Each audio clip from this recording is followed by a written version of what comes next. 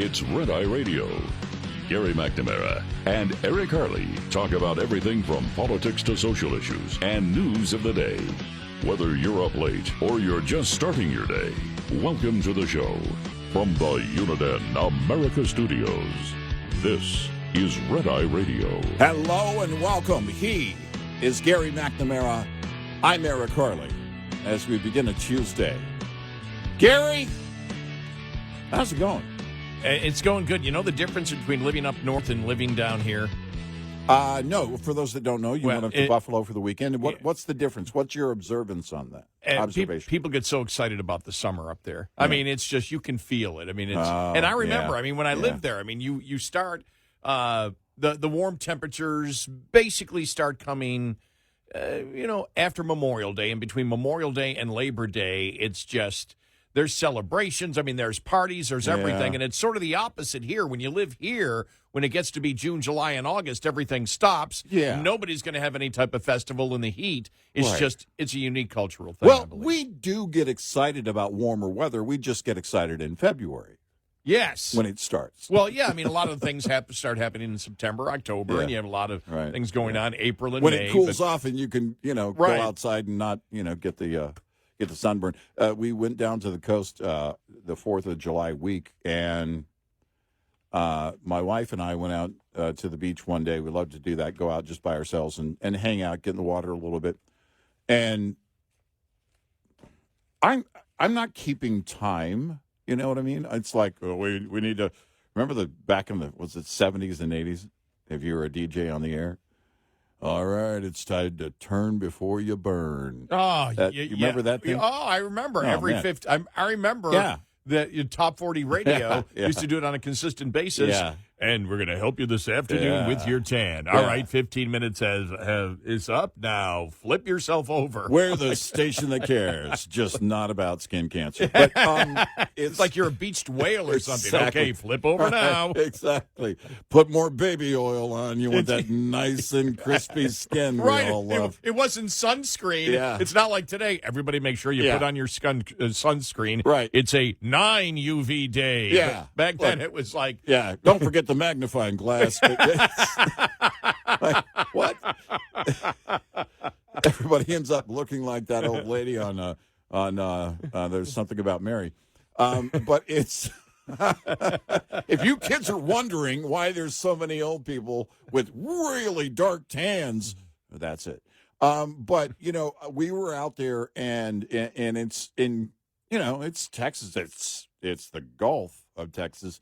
And you just forget, and here we are. It was, I forget which day it was. I think July 3rd. It may have been the morning of the 4th. And we're just, hanging out for a little while, enjoying each other's time together, the whole thing, having conversations.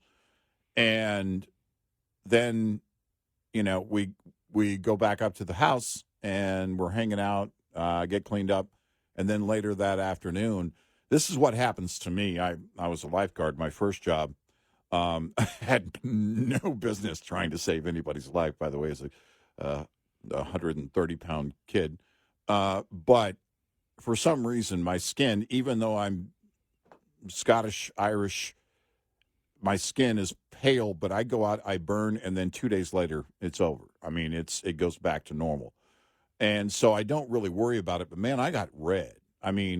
I was pretty red, and I was like, all right. Not to the point of pain, but, man, I got some sun that day. And that's the thing you go out in the Texas sun, man. You go out in the heat, too. You also don't feel what it does to your body. It can zap you pretty quickly if you're not staying on the water and everything else, drinking the water and staying hydrated. But it is... In Texas, it's the ritual, and we're kind of getting into it late on the triple-digit temps because we're going to start getting into above 100 here in the next few days. It looks like that may go for a minute, but it's kind of late this year. Oh, yeah, this is a wonderful summer here compared to I'll take it. Summers in the past. I think we had like over 50 days of over 100 just a couple of years ago. And so this is like, we've had 0, right? It hasn't hit 100. I Did it hit don't 100? know if officially. I know there was one day locally at my house that hit 100. I don't know officially at DFW Airport if we did. Unless it did over the weekend. I don't think it has yet. Yeah. So the other thing, too, is all the insects. I mean, in Texas, we have bugs. And the one thing, I mean, I've got this spider on my front porch. And every night she makes a web. So I walk out tonight, and she's making a web, and she's going back and forth, zigzagging back and forth, making this web. I mean, she didn't fear me at all. I got pretty close up. I took some pictures and a short video. I just wanted to look at it closer. But, catching all the other bugs that fly into the web, that's the whole thing. But we have a ton of bugs. I had a guy come to my porch, unsolicitedly, knocks on the door, we'll spray and blah, blah, blah. But I bet you don't. I said I do everything myself. And he says, well, I bet you don't do it. Blah, blah, blah. I said, you want to see my arsenal? And then I told him, I said, I'm not trying to kill everything. I put a lot of deterrence down because at one point we had a pet. We lost our dog recently, but we had a pet in the background. My kids, our backyard, we had occasionally she was an indoor dog, but my grandkids go out there. We also have vegetables and everything else back there, so I don't use a ton of chemicals back there. And I told him, I said, actually, it works. The ecosystem at my house works because I've got plenty of worms in the soil and the whole thing. And he was just off. He was like, well, we can. I said, no, thank you, but no. Because it's a huge industry. We just have the insects. You were telling me, I mean, do they have them in where you grew up? A lot of people tell me up north the difference is they don't have all the insects that we do. They have some, but not all the insects. Mosquitoes where I grew up? Yeah. I remember going to the property when my father was building the house that he currently lives in now. This would have been 79. They moved in 80. Mm-hmm.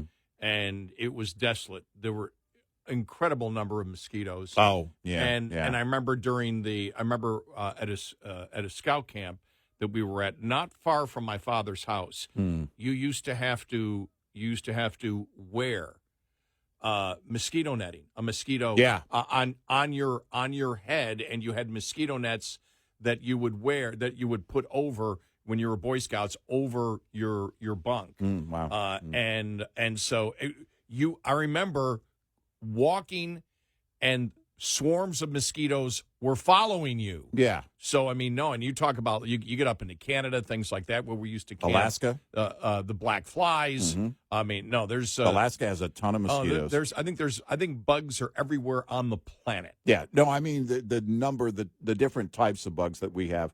A buddy of mine told me, and I think he grew up, he said in Wisconsin, and he said, we just don't have all the bugs that you have, down here, and that's just going to be. I'll have to check when I go to the Home Depot or the Lowe's up there and see if their bug killer, like the ones down here for the grass, it kills 250 types of Texas bugs. Well, I was happy. I actually went to the Home Depot the other day.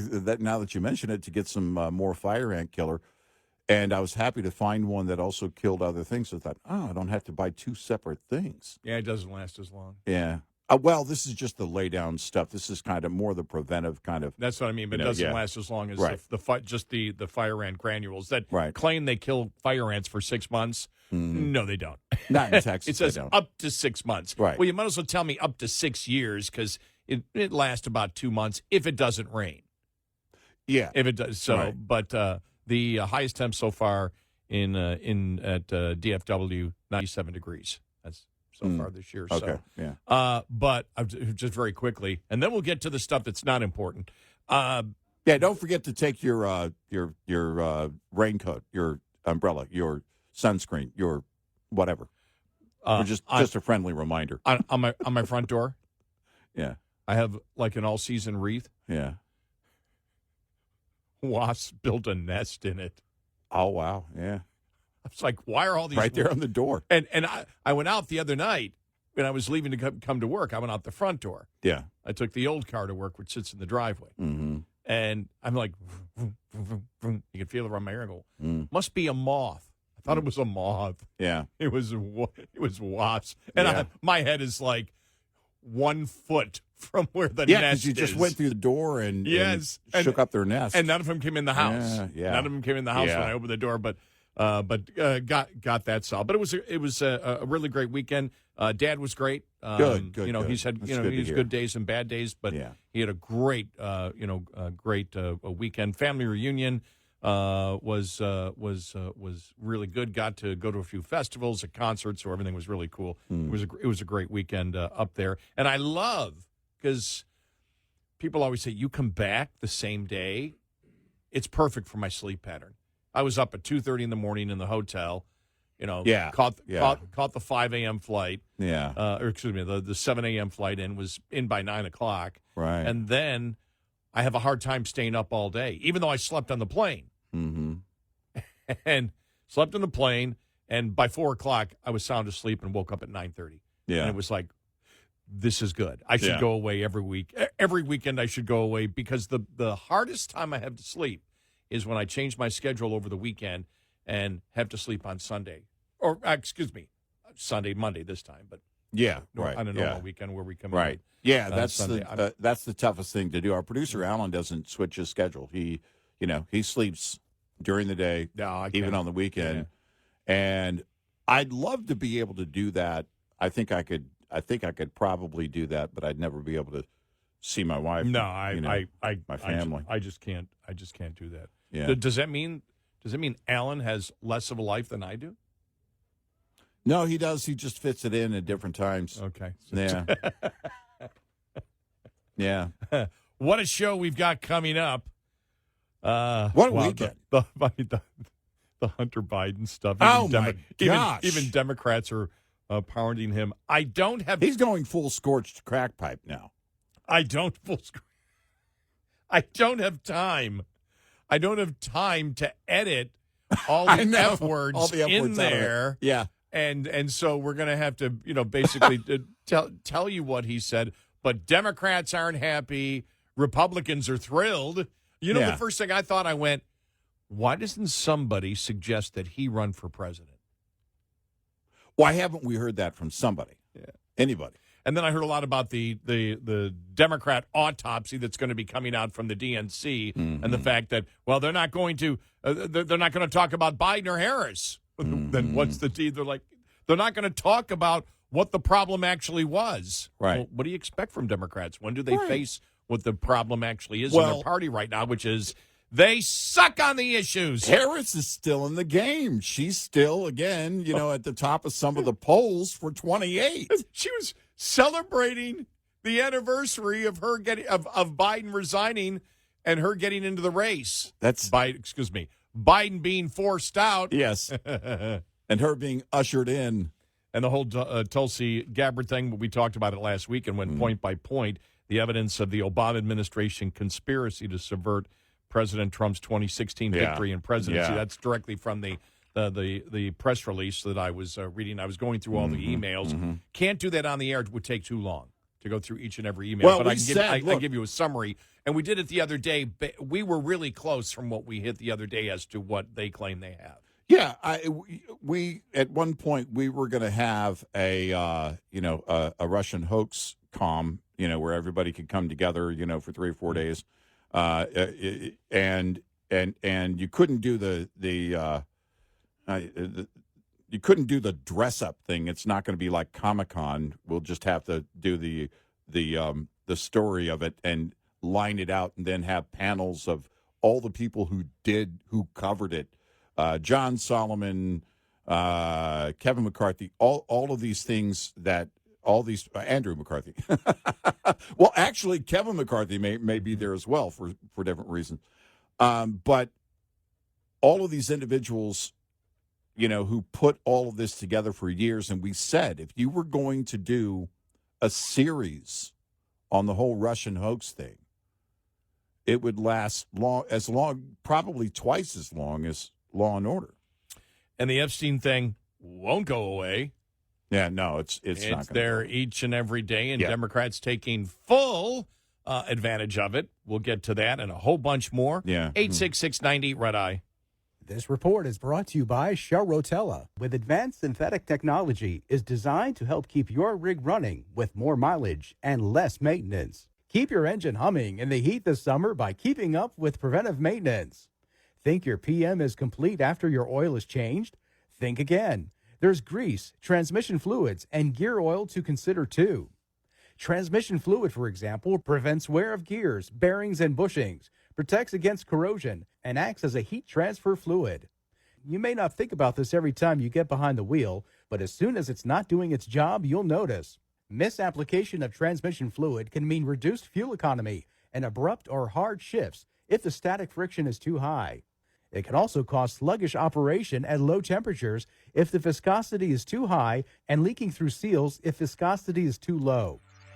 We'll be right back with more Red Eye Radio with Eric Harley and Gary McNamara.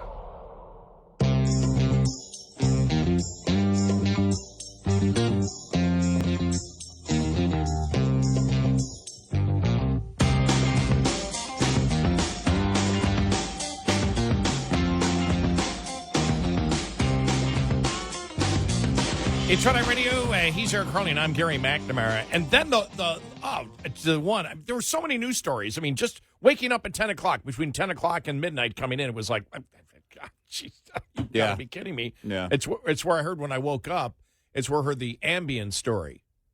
Hunter says his dad was on Ambien during the debate. It's like, so you're putting him on Ambien. He's president of the United States. I don't buy that at all. What about the 3 a.m. phone call? Yeah. I don't buy that at all. Well, that was brought up by Democrats. That was brought up saying, well, what about the? I think it was Alex Thompson from Axios on with Jake Tapper. Well, here's the thing. I mean, remember they wrote the book, right. Original Sin, and went, wait a minute, he's on Ambien. I don't believe anything from a guy saying something about somebody being on drugs. I don't believe that from a guy who's had a very long history of lying about being on drugs. Well, either way, it's a problem. Because it's his son saying, if it is no, true, my dad absolutely. was on Ambien. Well, what about, my point is Hunter always screws things up, no matter whether he's intoxicated or sober, because either way, that's bad. And yeah, could Hunter be lying? He's an expert at doing it. There's a lot of stuff he learned from his father. Oh, yeah. Lying was one of them. Yeah. And so... but the fact is, it's like, so, because there's a couple of things. First off, Alex Thompson was talking about the 3 a.m., waking up at, well, wait a minute, what if it gets to 3 a.m. call and he's on Ambien?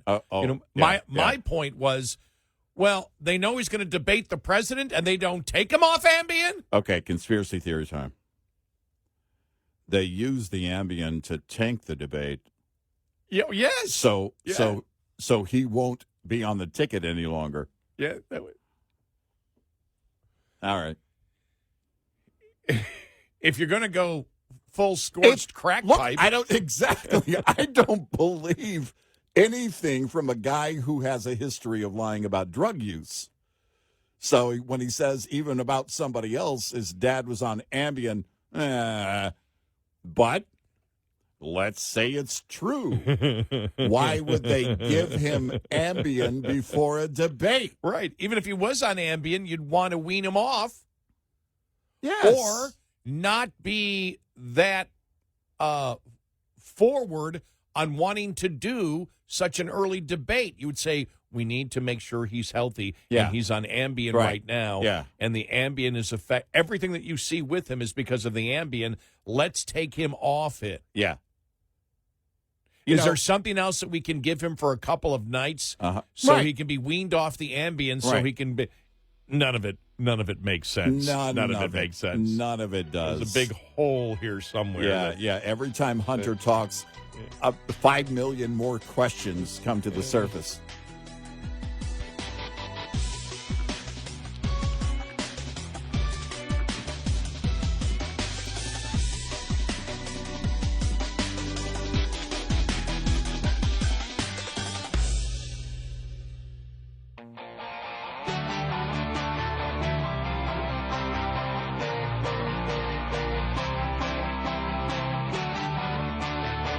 Catch all 5 hours of the show live every night on the Red Eye Radio app. Available in the App Store.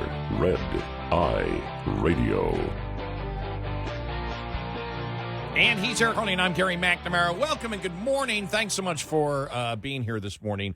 You know, I'll tell you one thing that I heard from some conservative friends and things over the weekend, and the fear that they have. And you and I were just talking about the whole Russia collusion hoax, the Epstein file. They're like, the one worry that they have is that there's too much focus on things of the past. That the public doesn't care about the Russian hoax. Independents don't care about the Russian hoax. The public doesn't care about Epstein. And so let it go. Move on, from that point. I even though I saw Trump's numbers on Rasmussen was back to 50-48 the other day, even Mark Mitchell was talking about he's seen an erosion in the president's polling because of the Epstein thing, which they believe comes from conservatives. Well, it might have been short-lived. That was over the weekend because I saw that he was back up to 50-48. I saw another poll showing the president's approval rating is 37%. Somebody's not doing a legitimate poll, as we have said out there. There's too much of a difference there. And when you see that Rasmussen was very, very close, one of the top pollsters out there, you have to look at these other polls and say, are they accurate or not? I tend to look at it and think you can walk and chew gum at the same time. I believe it's important to document what happened in the 2016 election. Oh, yeah.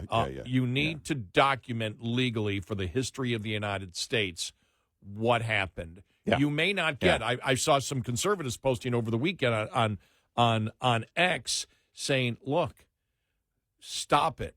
Obama and Hillary are not going to end up in jail. Go back to, I think they said, go back to your memes. And it was a, conservative, post, from what I know, a conservative posting saying it's not going to happen. I don't care. That's not, I want it documented, and I want it documented in the history of the United States what happened. Remember, 60% of Democrats believe that the Russian hoax is still true. Yeah. 60% of Americans are either ignorant or lying in the fact that they don't know that Hillary Clinton set up Trump in 2016. Well, the majority of Americans don't care about the national debt. And in the world where, in a society in this country where the majority of people don't care about critical things, that to me is not surprising. I'm with you. This has to be documented on record as to what actually happened, and we go from there. If people end up in prison, great. If they don't, I don't expect Hillary and Obama to end up in prison either. It's not that I don't think they should be there, but it's not going to happen. Doesn't matter. We do the work. You put everything on record so that history knows. Because we talked about this. The email thing. They lined out on the email server how she broke the law. Yeah, that's the beauty. Never, ever put her in jail for it or brought charges. No reasonable prosecutor would. And we looked at that, and I said, at the end of it, she didn't become president. I'll take that. Well, when you think about it, it's really incredible, that particular story. Because Comey actually lined out, as we've said before. He lined out where she broke the law. He went point by point of the, the espionage law. Yeah. And showed where she broke the law. Yeah. He went through it. Yes. In fact, that was the incredible thing. He cited statute. Because as I remember when that first came out, I didn't see it immediately because I was on the golf course I think I called you, right? I called you or you called me. I texted you and you were like, I can't, I'm golfing right now. Fill me in. I hit a beautiful, I was Scotty Scheffler at that moment. I had hit my drive in the middle of the fairway. Yeah. And I'm walking up the fairway, and I'm talking to Eric about the Comey thing, and Eric's filling me in. Yeah. And then I hit my second shot, and I put it on the green. I'm putting for birdie. Man, what a way to get golf into the show. I'm always trying to find a way. You did it. And finally, I'm like, okay, Eric, let me put it down. And then after, I'm like, look, I can't talk. I got to focus a little bit on my golf. But we spent about, 10, 15 minutes talking about it at that day. But it was like he lined. I remember you telling me he lined out everything of where she broke the law. And then he said, but we're not going to prosecute. Yeah, right. No reasonable prosecutor. And by the way, but that's rare in politics where you lay out the crime and then you say, but no reasonable prosecutor would prosecute somebody who has broken the Espionage Act. Right. Says the FBI director at the time, who's not a prosecutor. Right. Who wasn't supposed to make that decision. Exactly. Right. I mean, Thank you for bringing that up. Yeah, it's and so we look at these things and history will judge. I've said for a long time, history's eyes don't have the same bias. They certainly don't have the bubble of today effect. When history looks back, it will be very different. Now, I can't tell you. It could be fewer people care, but it's always when history looks back at something and everything's documented and it's real.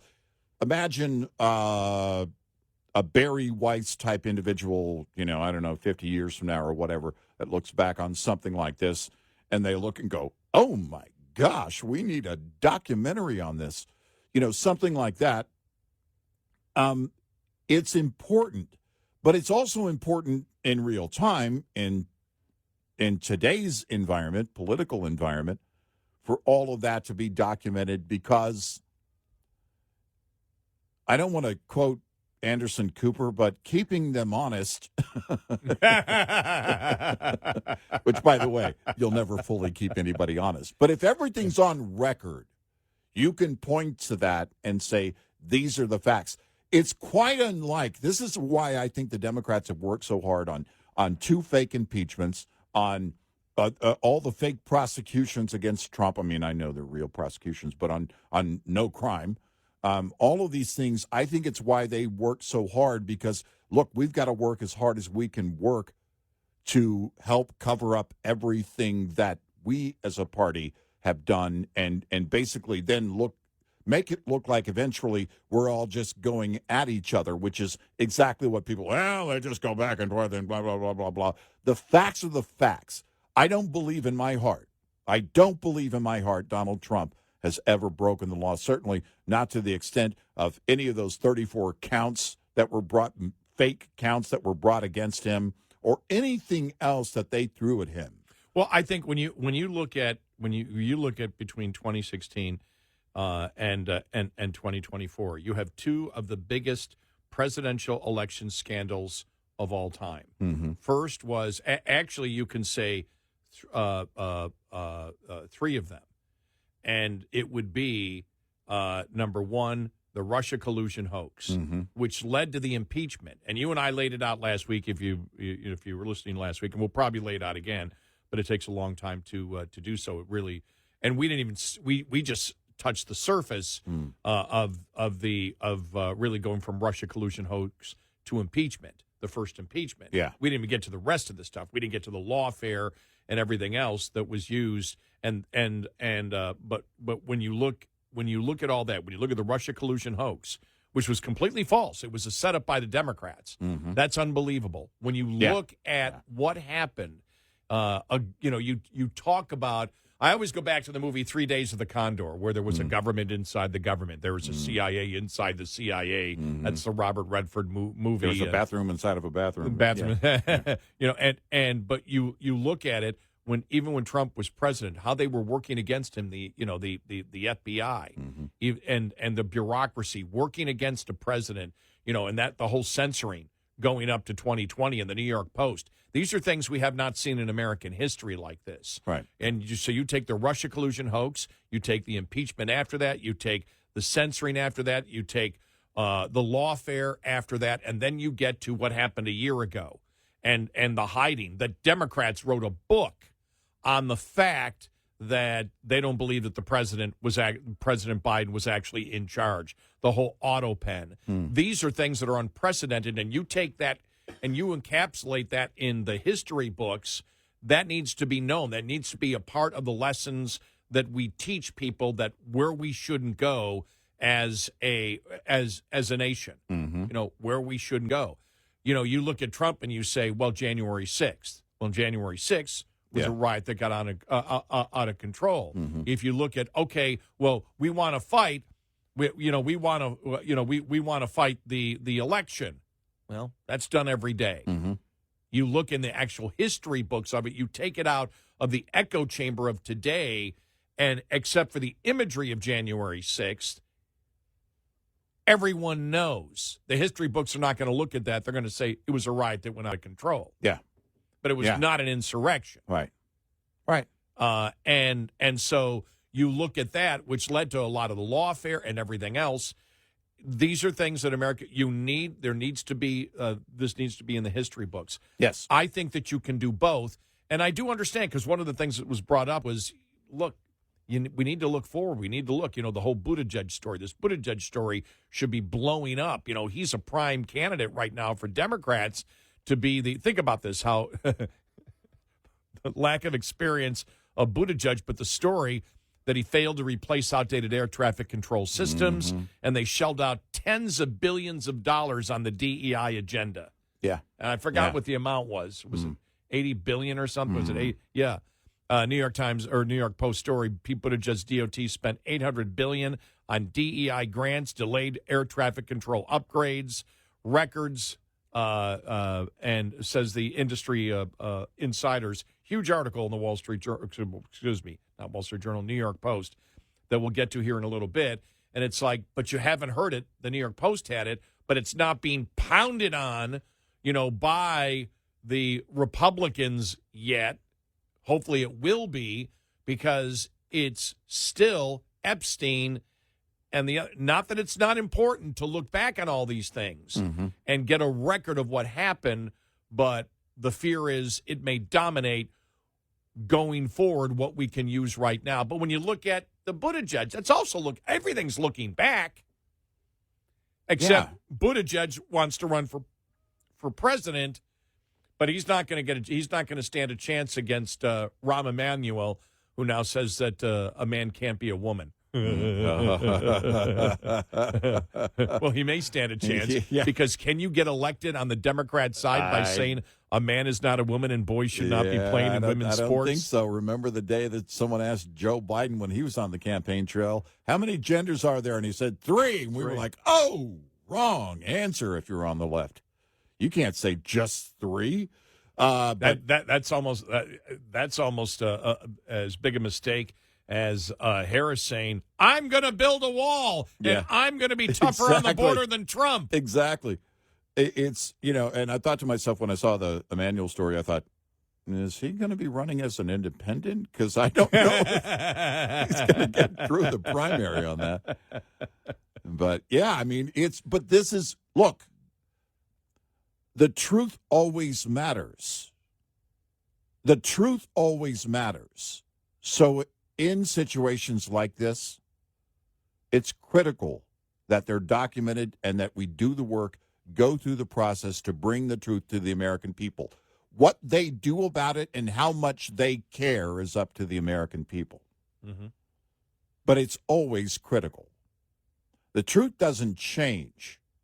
It just needs to be exposed. The lies have to be told over and over and over and over, and quite often, most often, have to change in order to survive. The truth lives whether somebody finds it or cares about it or not. And Republicans just have to say, look, read the emails. Don't pay attention to what we say.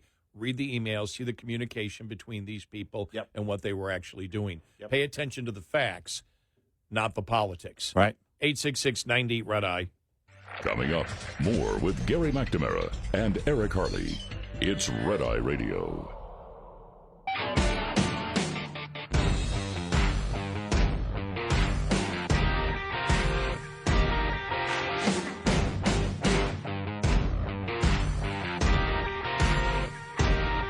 It's Red Eye Radio. He is Eric Harley, and I'm Gary McNamara. And then, man, over the weekend, I'm telling you, 3 days is too long to be gone. It's a long time, yeah. Because it's when you come into work the next week, there's not like you got a break because there's just so much going on. I mean, the fallout of PBS, NPR. Mm-hmm. You combine that with the whole Colbert thing. You combine that with the WNBA, and will they go on strike because they want to be paid what they're worth? And Yeah, and right. Our friend, the comedian Steve Burns, says, well, they're really going to have to be paying a lot of money then back to the NBA or the WNBA. But you take all those three, and it's like, okay, liberals don't seem to understand capitalism at all. Right. We'll get to that coming up.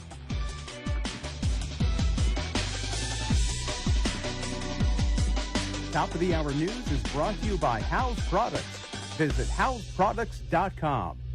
This is Red Eye Radio on Westwood One.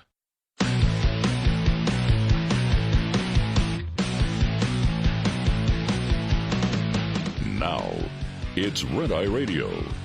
Gary McNamara and Eric Harley talk about everything from politics to social issues and news of the day. Whether you're up late or you're just starting your day, welcome to the show from the Uniden America Studios. This is Red Eye Radio. All across America, he is Eric Harley, and I'm Gary McNamara. Good morning. Welcome to a Tuesday. All right. Happy Tuesday, everybody. I got the day right. Hey, thank you to Marconi Award winner Dan Mandis for filling in on yesterday's show. The audience loves him. Dan Mandis, thank you. Also on mornings on WTN, our great affiliate there in Nashville, for filling in on the Monday show. And I was listening to him. It was a short ride to the airport, but I was listening to Dan a little bit when I was on my way to the Buffalo airport yesterday on WUSW, our new affiliate in Buffalo, New York. Right. So, yeah, the Patriot. Yep, exactly. So it was nice. It sounded great. Awesome. All right, so you ready for this one? All right, what do you got? All right, this, like I said, this is what I saw over the weekend, just, from Republicans, conservatives saying, okay, we got to make sure we're not looking backward. Everything seems to be looking backward when, looking at the Epstein thing, the Russia collusion thing. Got this huge story with Pete Buttigieg about when he was in office. And the first thing I thought was, yeah, but that's also looking backwards, but it's looking forward if you wish to bring this up so he has no chance of being president of the United States. And this is exclusive from the New York Post. And I think the point was the stories of today that can hurt the Democrats now, even though those other two stories I believe can hit the Democrats, this can hurt Buttigieg. This can drown that out. Anytime you get an opportunity as a Republican Party to say, okay, this Democrat now has no chance. When you try to make somebody look reasonable, and that's what they've tried to do with Buttigieg, well, if you get a story like this, go after it big time. You and I believe you can do both. Yeah. You can walk and chew gum at the same time. It's very important that the American public knows what happened with the Russia collusion hoax. And if they've got the emails to show that the Democratic Party and Obama was part, and the intelligence agencies were part of saying Russia's a problem in 2016, and the actual evidence showed they were not, and they were doing this all to set up Trump, already we know that the Russia collusion hoax was one of the biggest political scandals of all time because the Hillary Clinton campaign set them up. Where they can go with it, as we did last week, we went through point by point the first about year and a half of what might be a conspiracy, and said, could you get a grand jury, not, again, grand jury doesn't convict, can you get anyone out there to indict? Conviction's a different ballgame, but could you get them to indict? And you and I went through it and went, this is pretty juicy stuff. And that was before these emails came out. But we'll get to that here in a bit. But this story is from the New York Post. Pete Buttigieg's Department of Transportation spent $80 billion on DEI grants, delayed air traffic control upgrades. Industry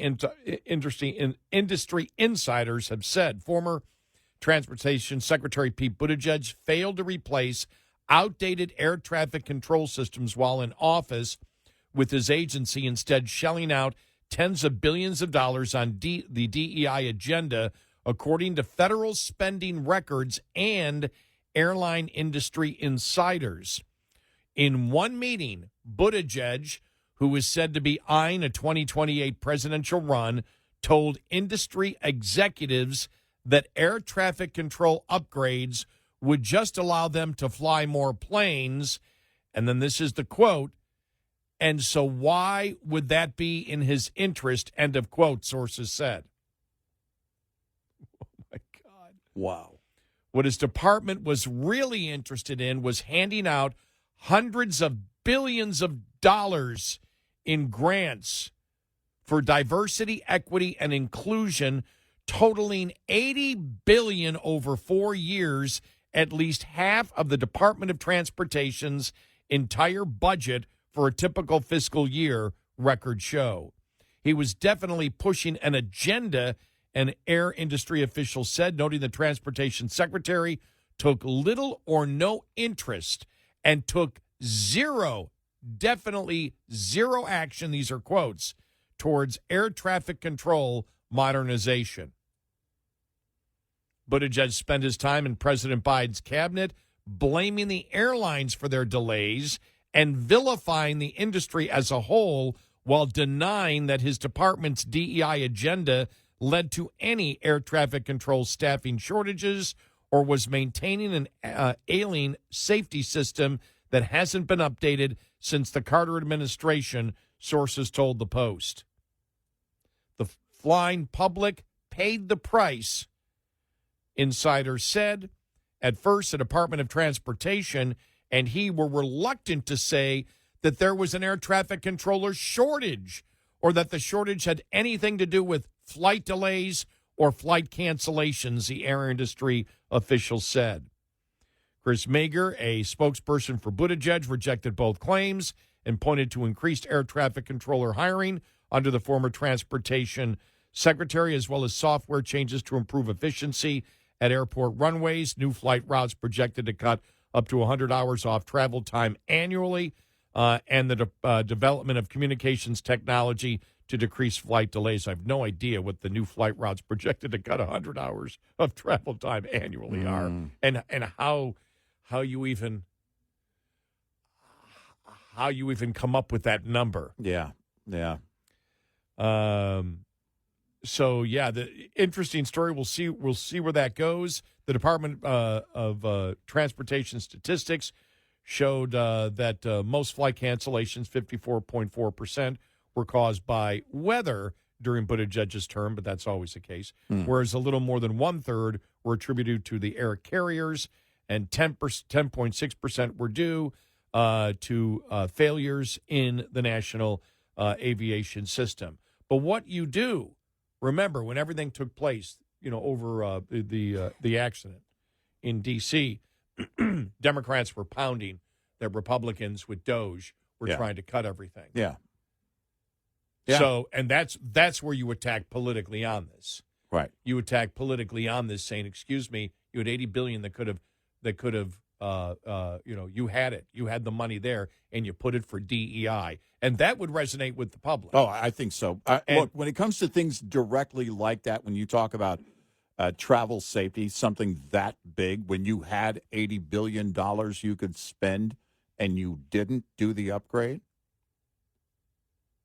because every story of any, flight delays or cancellations or anything, or any kind of safety issue in the air, that gets the American public curious, and they want to know, why isn't something being done? Airline industry officials acknowledged that carrier delays persisted coming out of COVID, but argued that much of the infrastructure law's funding that the spokesperson for Buttigieg is trying to defend went to maintenance of facilities and equipment, which is roughly $3.5 billion annually, not modernization, which means a new system. Right. They argue that while hiring improved in recent years, there was still a high dropout rate and surging retirement from veteran air traffic controllers. If you start with a thunderstorm early in the day and it ripples throughout the day, which is the way it usually works, by the time you get to the 8th flight, it's just tagged as a late arriving aircraft, an industry official said. No matter what the original cause of the delay is, that always gets tagged to us as our fault, so it's a complicated story. Despite the requested changes to the air traffic control systems early in his term, Buttigieg seemed more interested in being good on TV than fixing an archaic system that we're flying up to 182 million passengers per year, officials have said. The Federal Aviation Administration has been understaffed for years, with the agency employing only around 80% of the target for certified professional controllers, at least since fiscal year 2017, which airline officials argued was the main factor forcing delays and cancellations. And so, that Republicans should pound on, especially since it was Democrats that pounded on Republicans. Yeah. And if J.D. Vance is going to run in Trump's seat or any other Republican, they will try to blame. Remember, they tried to blame that accident on Doge. Right. At that Right. point, which of course had nothing to do with it. Right. Early in the administration. So this is something that they do need to promote. Well, again, as you mentioned, it's not. The New York Post had it. There were a couple of others, but the liberal activist media, when they tried to blame things on Doge and everything else, they jump on that. They're all over that, and we know full on why they're not jumping on this, because it doesn't favor one of their own. Doesn't favor Pete Buttigieg. Certainly somebody who is a prospect for 2028. So they're not going to, they're just going to lay on it. They're just going to sit on it. It's not going to go anywhere with them.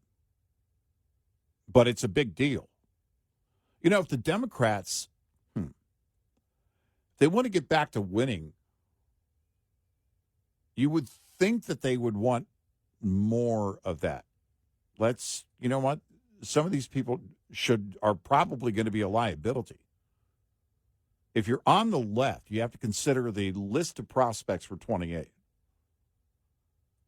How many of them are a big liability where something huge could come out and then tank it for them and then their own party altogether? You would think that they would want to vet all this stuff and get it out of the way, so only those that had or didn't have such huge problems on their plate could rise to the surface, but I don't know who that is. You think about Obama, and while conservatives were on it, he didn't come to the table in 2008 with a ton of political baggage. From the right, he did, but he just hadn't been around long enough to create it. Now he has. But this is what you look at. You look at who carries the baggage. And you have to, that's what you don't want, because it becomes a huge liability. But then again, I'm of the mindset that you should care about that. The left isn't. So what do I know? We'll see where it goes. We'll see how many people talk about this. Well, it's something. It's something that, and that was the criticism was this story came out and was really buried because Republicans are so obsessed with Epstein and the Russia collusion hoax. Yeah, and this came from, some, like I said, on social media, Republicans saying, no, we need to be looking forward and pounding on this. I believe you can sit there and say you can look at both. The Russia collusion hoax. You can look at Epstein and say, and this relates to the pattern of Democrats, and then address it to something taking on, to the future, just like the story out with DEI and Buttigieg and not updating the air traffic control system and spending billions here. That's why Doge and everything else. You can take it all and package it together. Yeah.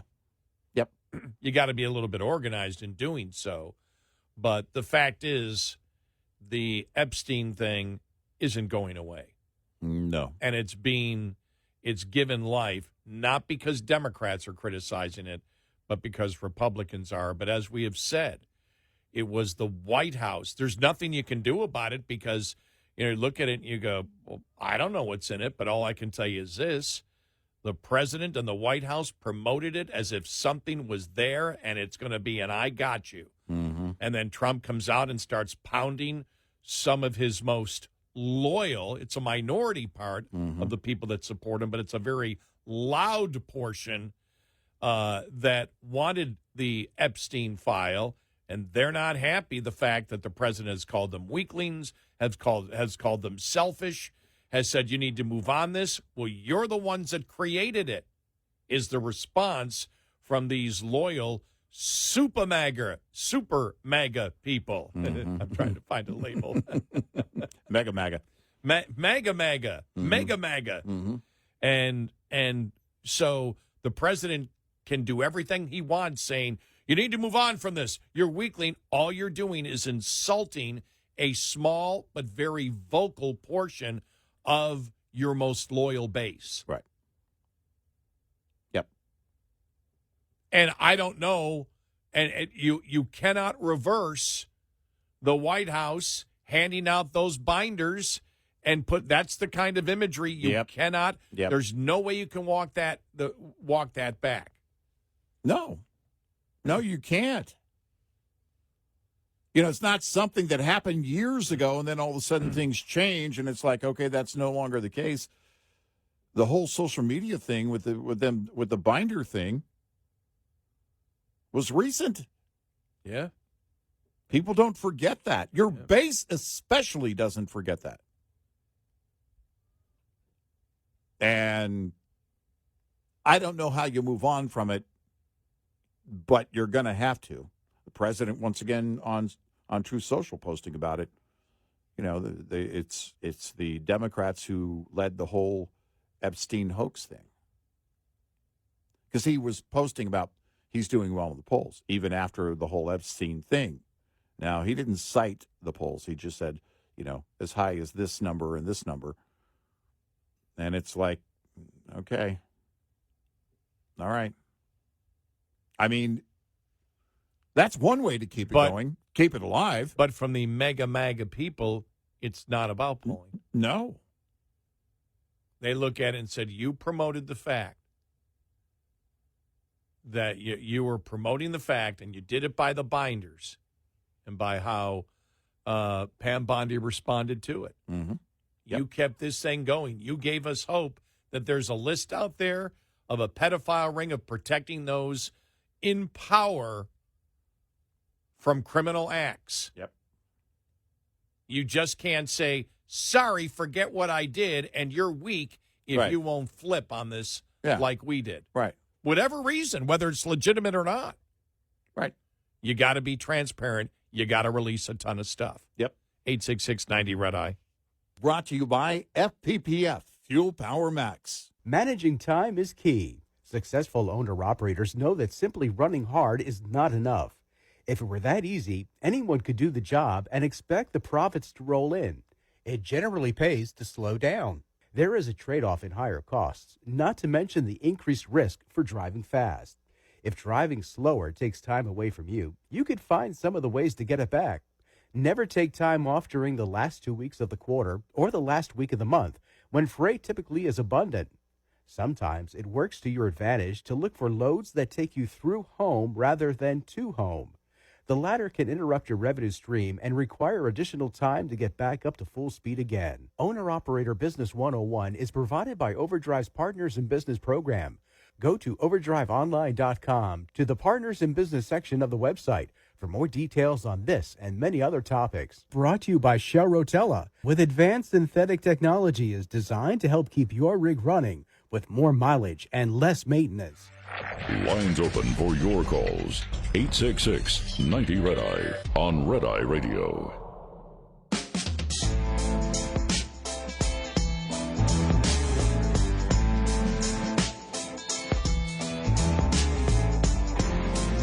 It's Red Eye Radio. He's our crony. I'm Gary McNamara. Oh, my gosh, the battle on B. Hunter Biden warns that without illegal immigrants, the price of crack will skyrocket. Okay. I love this one. Youth pastors show up to church in pay us what you owe us shirts. It's like the WNBA, right? And the All-Star game and all Yeah. this. Yeah. We'll get to that coming up because there is something that relates to the WNBA, and you're like, you're not going to talk about women's basketball. Yes, we are. And related to the Colbert situation. Right. I mean, that Right. blew up over the weekend. Right.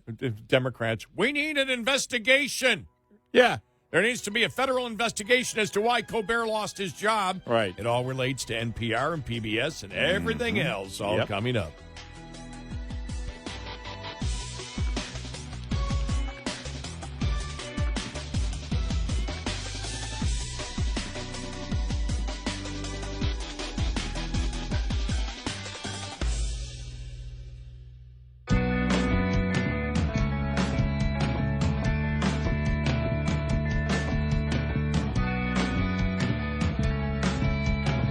You're listening to Red Eye Radio from the Uniden America Studios. And he is Eric Harley, and I'm Gary McNamara.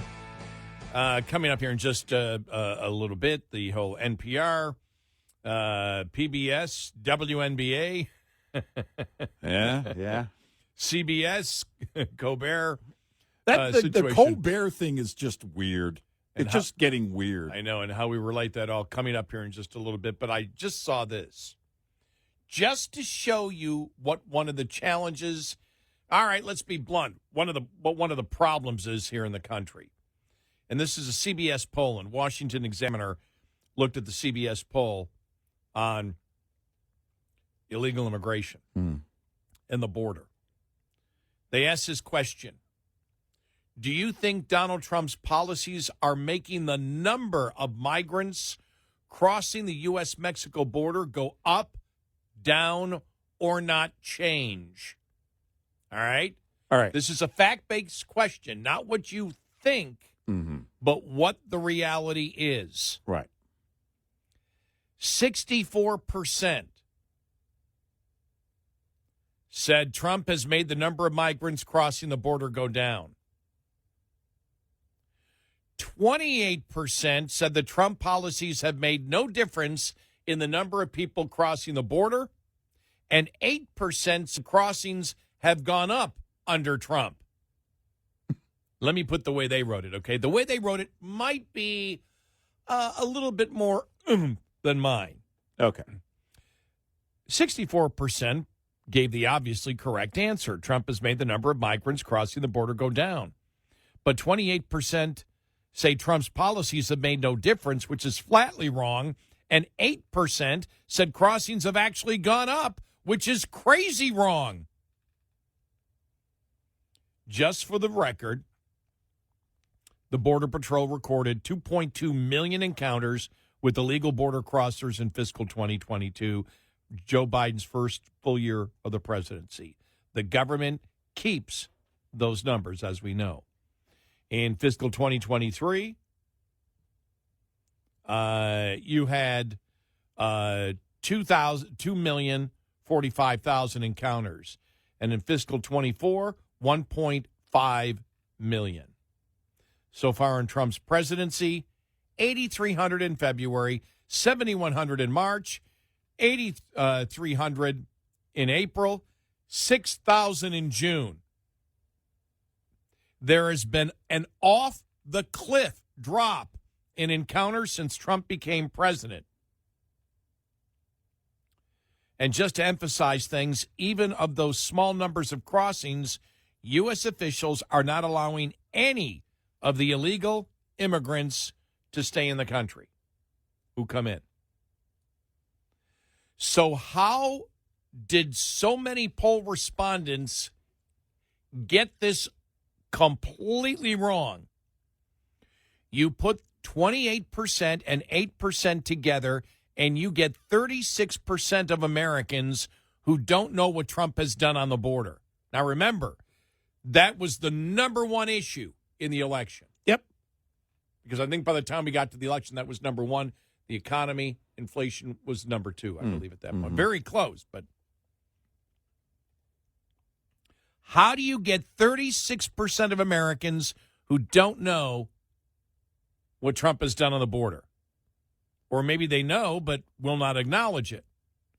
So take a closer look into the details of that simple question from the CBS poll. Have Trump's policies made the number of migrants crossing the border go up or down or made no difference? Looking at all the details of the poll, the number for Democrat respondents were striking. A full 43% of Democrats said Trump's policies have made no difference, while an additional 10% said those policies have made border crossings go up. That is a majority of Democrats who either do not know or reject the facts on the border.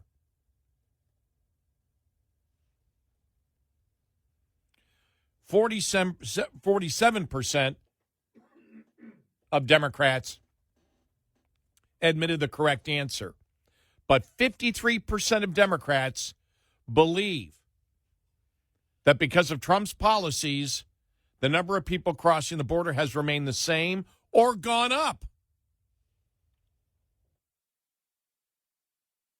Is TDS so bad that, could this be part of it, that TDS is so bad, even responding to a pollster, you can't give Trump credit for that? Oh, no. I think it's gone up. He writes, some of it is just lack of knowledge. In any poll, there will be some number of people who don't know basic political facts, but the Democrat numbers seem larger than that. Perhaps respondents have been reading and watching news outlets that largely ignore the border issue, but pay a lot of attention to the deportation issue, or perhaps they know the situation on the border, but just don't want to acknowledge it. In any event, the answers to the border crossings questions could tell us something about the answers to all other immigration questions in the CBS poll and perhaps in other polls as well. What do people mean when they say they don't approve of Trump's immigration policy? Do they mean border security? Do they mean immigration and customs enforcement operations? Do they mean action against people who broke the law by entering the country and then broke it again by committing some other crime, or those who broke the law by entering but have not committed any additional crimes? And do they know about what the Trump administration is doing? Do they know about the border crossing numbers? Do they know what the ICE raids are accomplishing? A lot of that will depend on what, if any, news coverage they read and watch. For example, for the worst years of the Biden border incursion, Fox News was the only national news organization to cover what was one of the most important stories of recent decades. People who got their news from other sources might not have known what was going on. I don't buy that. People get it from people get the majority of their information. They don't get it from the networks, and they get it online. They know. They know. Right. They know it's. They just can't. I agree with you. They just can't acknowledge. No, I think that Trump has succeeded there. I think that's a big driver here. That you've got TDS. You can't give Trump credit. Even if you believe the borders should be open, that there was nothing wrong with having so many illegal immigrants here, even if you believe that, you can't tell a pollster that Trump fulfilled a promise, a campaign promise, and achieved it. You certainly can't admit that he did that in a matter of weeks. You and I have talked about polling, and this is really interesting that this is where we've talked about the group of pollsters, the most accurate pollsters that want to get together to promote what they do right and what the other pollsters do wrong. But this is something to also look into, as the Washington Examiner says. They said any of the other questions that are based on opinion in this poll. Do you think Trump is deporting criminal illegal immigrants or more just illegal immigrants? All of that's skewed. All of that cannot be believed, is their point on the opinion of what Americans think, because when it comes to the polling question on what the facts are, that, by the way, nobody is disputing in the media from either side. Right. Even if they're not covering it, they're not disputing it. Yeah. Have you seen any news outlet saying that more people are crossing the border under Trump? No. I haven't seen anybody. No. So how does 8% of Americans do that? Have you seen any news outlet that says we are not deporting any more people, or that the border is more closed now, or excuse me, was more closed under Biden than it is under Trump? Have you seen any news article on that? No. Neither have I. No. I haven't seen any major effort on social media or otherwise even in that regard. And that's, so it's, again, you asked the question, which is the basis of it. How would you learn that? How would you believe that? If you learned it or thought you had learned it, if you heard it somewhere, it was reported, or it was a discussion online, or an influencer started that narrative, or whatever. Right. It was somewhere. It lived somewhere, and that's where you heard it and why you believe it. Well, it's not. It doesn't exist. It's really not out there at all. So they're lying. They're lying to the pollster. Right. They're delusional and or lying or both. But again, that's the TDS. You can't say, yes, Trump fulfilled his 24 campaign promise. And the biggest one, if you think about the border, well, the border's where he began back in 2016. To the point that Kamala was going to build a wall in 2024. So just understand, according to the CBS poll, 53% of Democrats, the majority of Democrats, believe that border crossings are the same or have gone up under Trump. Yeah, they're lying. Yeah, they know it. Don't buy that at all. Yeah, they know it. There's no way you don't know it. Why? Because it's all over social media, right, and all over the internet, and that's where people get their news. Right. They're lying. Right. So understand, when it comes to polls, you need to address that part of it in a poll like this, because this is so incredibly skewed based on the fact that a quarter of the people, at the minimum, because that would be if you roughly get half of, well, might be a quarter, could be 30% to a quarter of the people, excuse me, probably 25 to 30%. Yeah, 25 to 30% of the people are lying when they take a poll. Because there's no way you can say, oh, under Trump, people crossing the border have gone up or remained the same. Right, yeah. It's been too loud out there, right, the success that they've had right in this particular period. And the mainstream media may not be covering it to the extent of the conservative media, but they are covering it. I've seen them cover it. Now, I'll say that in terms of crossing the border, there are more people crossing the border, but they're just going in the opposite direction. They're going out of the country. Oh, maybe that's what it is. Oh, okay. Yeah. You just have to be... Because the Democrats will say, well, you didn't say which way. You didn't say into the country. I don't remember that part of the question. Yeah. It's, again, I believe it's that you just can't admit that he fulfilled the major campaign promise. And that's where we are. But honestly,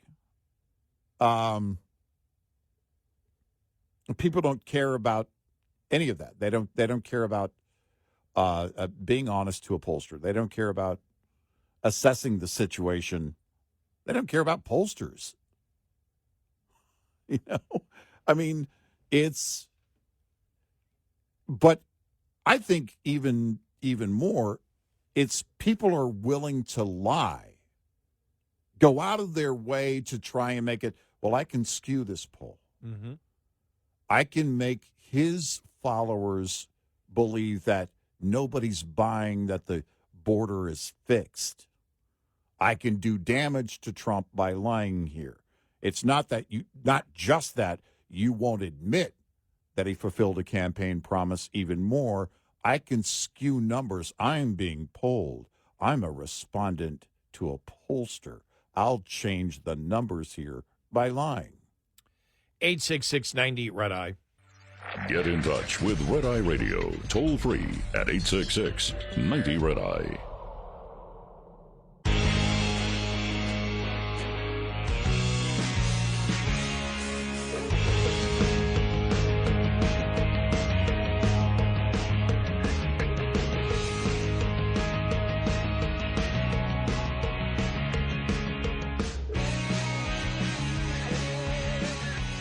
It's Red Eye Radio. He's Eric Harley, and I'm Gary McNamara. Coming up following the top of the hour, just everything with apparently Democrats don't understand capitalism at all. I mean, it's not surprising. Yeah. But with the WNBA story, the Colbert story, and it's anywhere between, Colbert was losing between $20 and $40 million a year. Yeah, and it had been happening for a while. I know. Because the left is saying, oh, there's some agenda here. We want the government to look into this, basically implying that the Trump people did it. Doge somehow canceled Colbert or whatever. Well, wait a minute.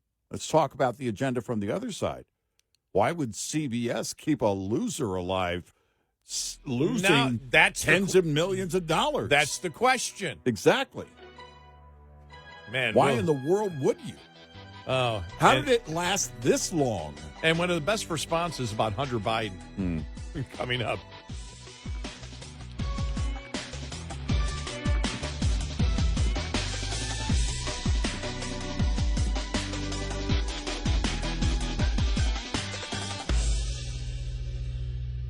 This is Red Eye Radio on Westwood One.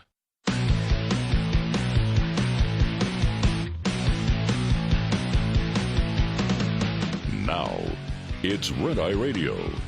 Gary McNamara and Eric Harley talk about everything from politics to social issues and news of the day. Whether you're up late or you're just starting your day, welcome to the show. From the Uniden America Studios, this is Red Eye Radio. All across America, we are Red Eye Radio. We is he over there and me over here. Hi. Eric Harley over there, Gary McNamara here. How's it going? Good. You ready for this? Ready for this? What do you got? This protest going on outside the Ed Sullivan Theater over the weekend. Oh, yeah. All right, here we go. Stay! Trump must go! Colbert stay! Trump must go! Colbert stay! Trump must go! Colbert stay! Trump must go! All right. And they're wondering why it's being canceled because, the thing is that I saw the story. I think I first saw it from the New York Post, how it was losing so much money. Yeah. And I thought to myself, yeah, but why is it losing so much money? Why? First of all, production costs through the roof. Somebody's salary. Hey, Steven, I'm sure all the women on your crew get paid the same as you, right? And he said it the other night when he announced it. I forget how many he said. Was it 200 people that work on the show? Something like that. It was a huge number. I was like, it takes that many people? Whoa. It was funny because somebody huge. I don't remember the number. Someone mentioned that. They said, Gutfeld has 11 behind the scenes. Yeah, right. I mean, I think to myself, I'm like, when he said that, I was like, well, maybe that's part of the problem. But it's, it's like, okay, but not just the production costs. There's a number of things. Jimmy Kimmel said last year, he doesn't think late night TV is going to be around, for much longer. And because people watch other things, and we do. But Colbert wasn't strong from the beginning. And quite frankly, Letterman wasn't strong at the end. When things start becoming about activism, there might be people out there that agree with him, but it's not what they want to watch. I don't want to watch a protest every night right before bed. Well, did you see Keith Olbermann? Yeah. Oh, Yeah. my gosh. Mm-hmm. Keith Olbermann has dismissed suggestions that CBS, their decision to axe the late night was down to politics, insisting that's not what happened here. Yeah. Well, Uh-huh. that's what they in the Post, whoever wrote it, in the New York Post, said it was a financial decision. It truly was a financial decision, and it wasn't about politics. It was about losing money. And I thought, well, but losing money is in part about the politics, about the type of show you're putting on.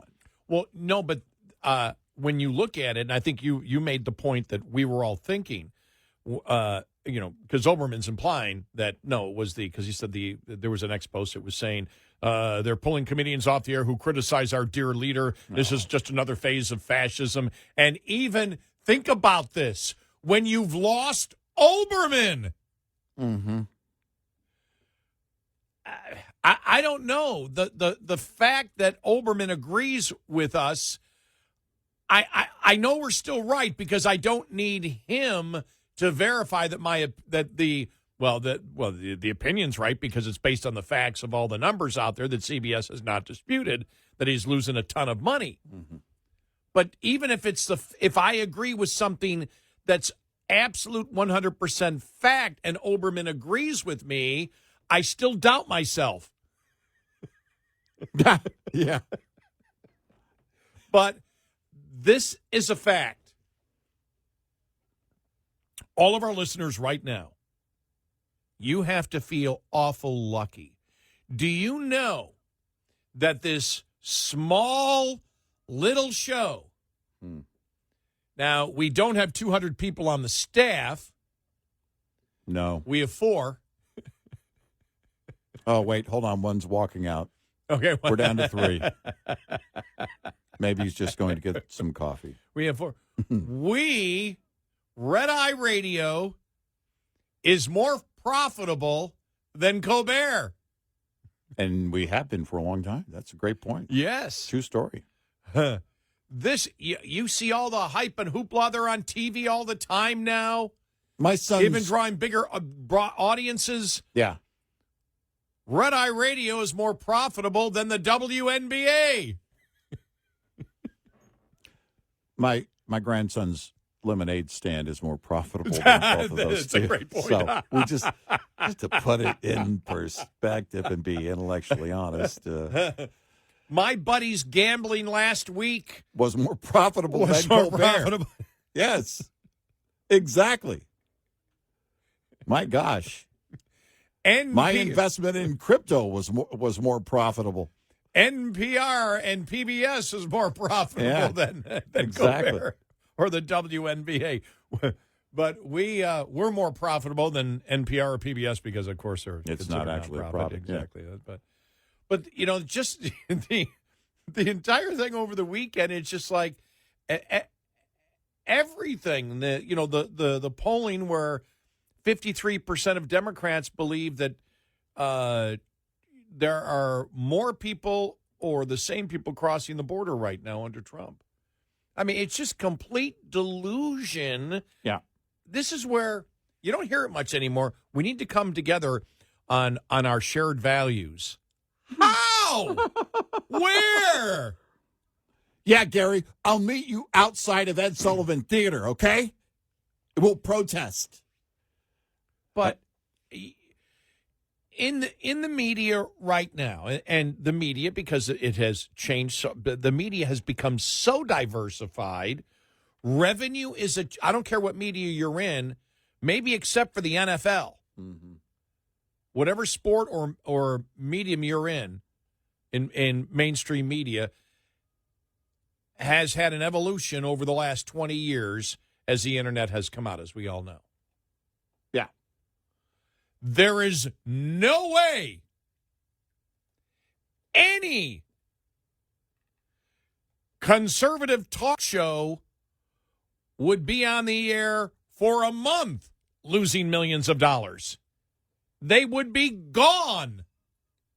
Which brings us to this question.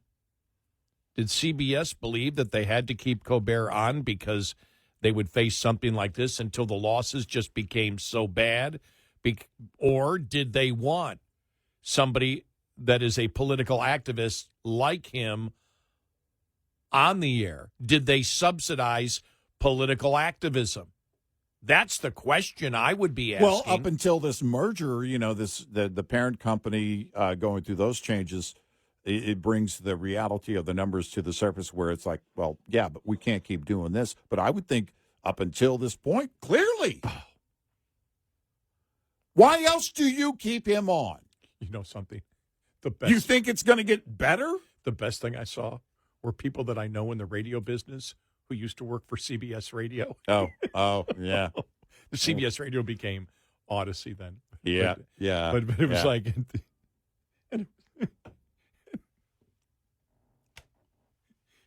I'm sorry, it was just so funny. It was like, geez, when I was at CBS Radio, if my show was losing $20 million a year, I wouldn't have been on the air. Right. My show was making a little bit of a profit, and they fired me. Right. They fired people because they were firing people because if we had a multi-voiced show and you weren't making profit enough, you could still be making a profit and get fired. How the hell did Colbert? How would CBS allow him to be losing $20 to $40 million a year over a significant period of time and let him stay on? Right.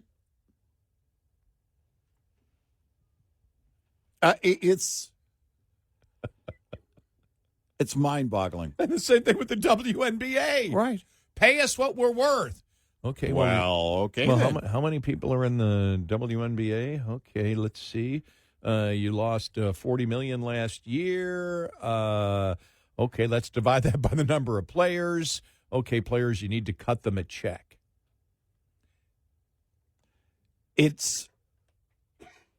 But this is the world that clearly was going to manifest after decades and decades of teaching young people that you're valued because you're you. Yes. Well, they started putting numbers to that. What are they saying here on the Colbert thing? He should stay. Any of you guys have a bank account? Any of you? They shouldn't let him go. Because when he made the announcement the other night and he said, this show is gone. They're not replacing me. The show is going to be gone. Right. Because, that's, you've created this thing. The WNBA, the same thing. Oh, we need to pay them because they're women. But I would demand, if I'm part of the union at the WNBA, I would demand you need to open the books and show us a projection and what you're doing now on everything across the board. Caitlin Clark has helped.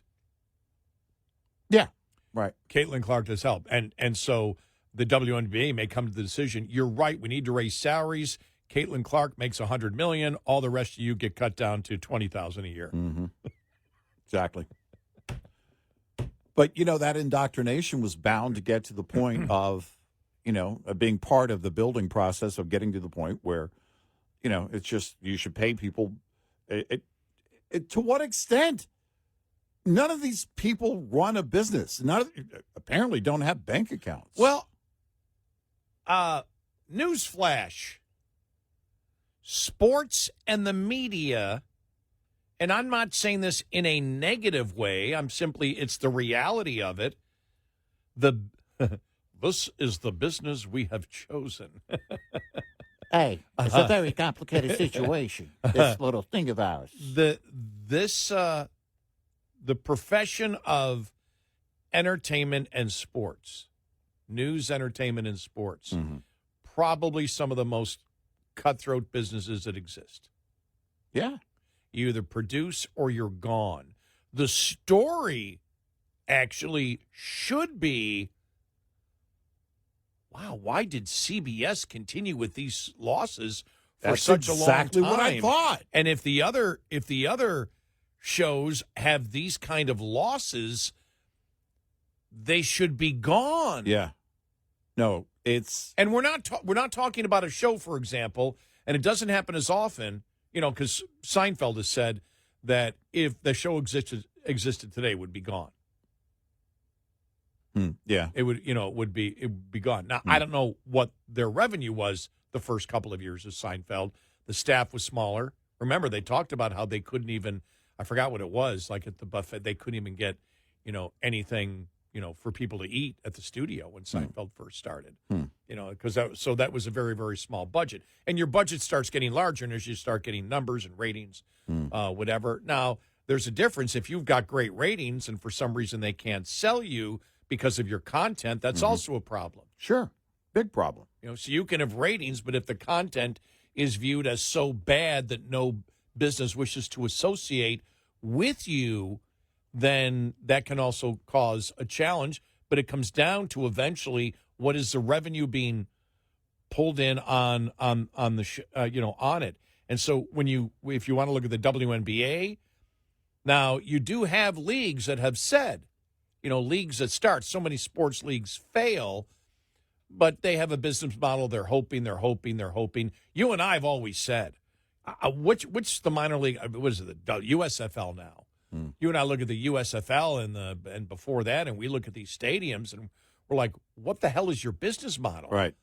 If you want to go and blow some money, fine, but eventually you're going to have to cut and run because you just can't do it. I mean, the American Football League, even when they came into existence back in 1959 with their first season in 1960, the goal eventually was, can we do enough to be able to merge with the NFL? That became one of the goals early on.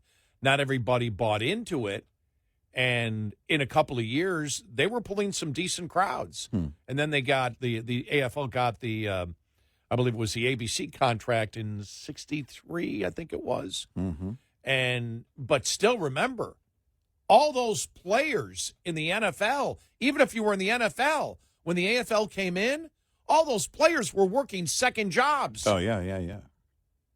The NFL in the 60s and in the 70s and even part of the 80s, so many of these players had second jobs. They didn't make any money. It didn't boom until the huge television money came in.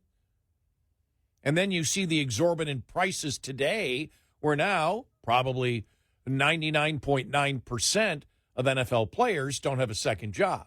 Right. Training camp in the NFL used to be getting back in shape. You don't come into training camp out of shape anymore. It's a completely different business. When the money goes up and the profit goes up, what is demanded of the employee goes up 100-fold. And then the competition gets even more cutthroat at that particular point. Right. But the WNBA, most new sports leagues fail. And WNBA has been subsidized by the NBA for a significant period of time. And so you look at it and you go, pay us what we're worth. What is your worth? What Right. What do you mean you're worth? You're worth what? Are you worth anything for playing basketball?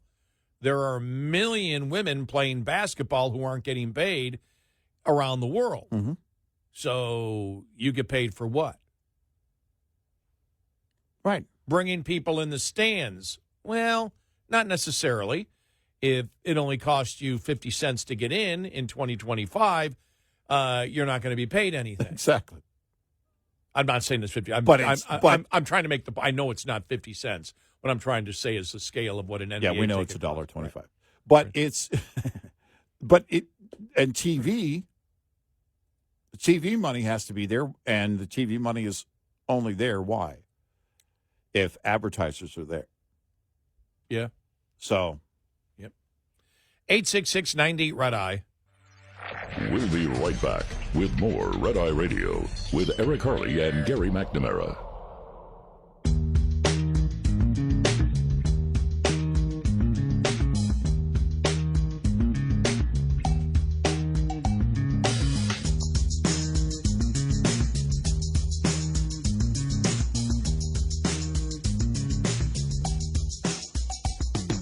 It's Red Eye Radio. He is Eric Harley, and I'm Gary McNamara. Welcome and good morning.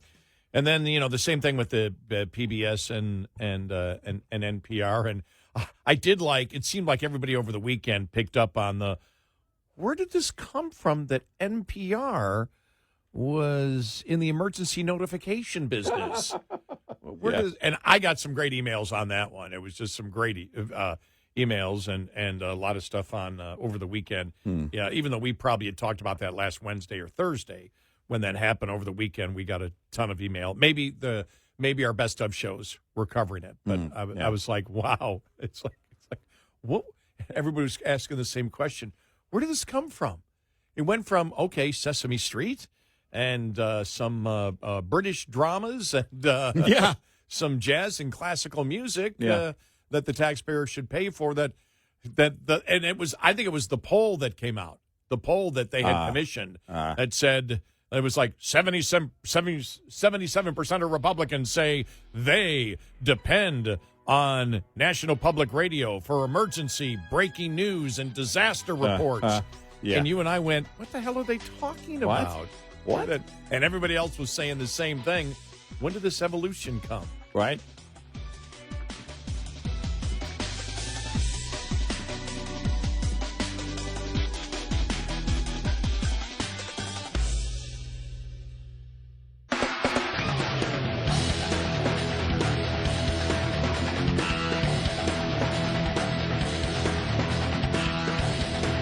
Catch all 5 hours of the show live every night on the Red Eye Radio app. Available in the App Store. Red Eye Radio.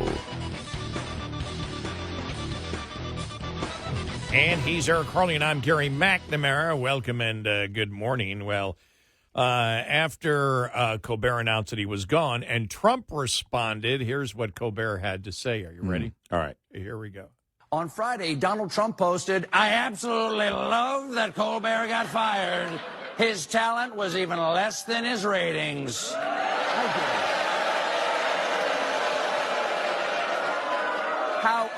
How dare you, sir? Would an untalented man be able to compose the following satirical witticism? Go yourself.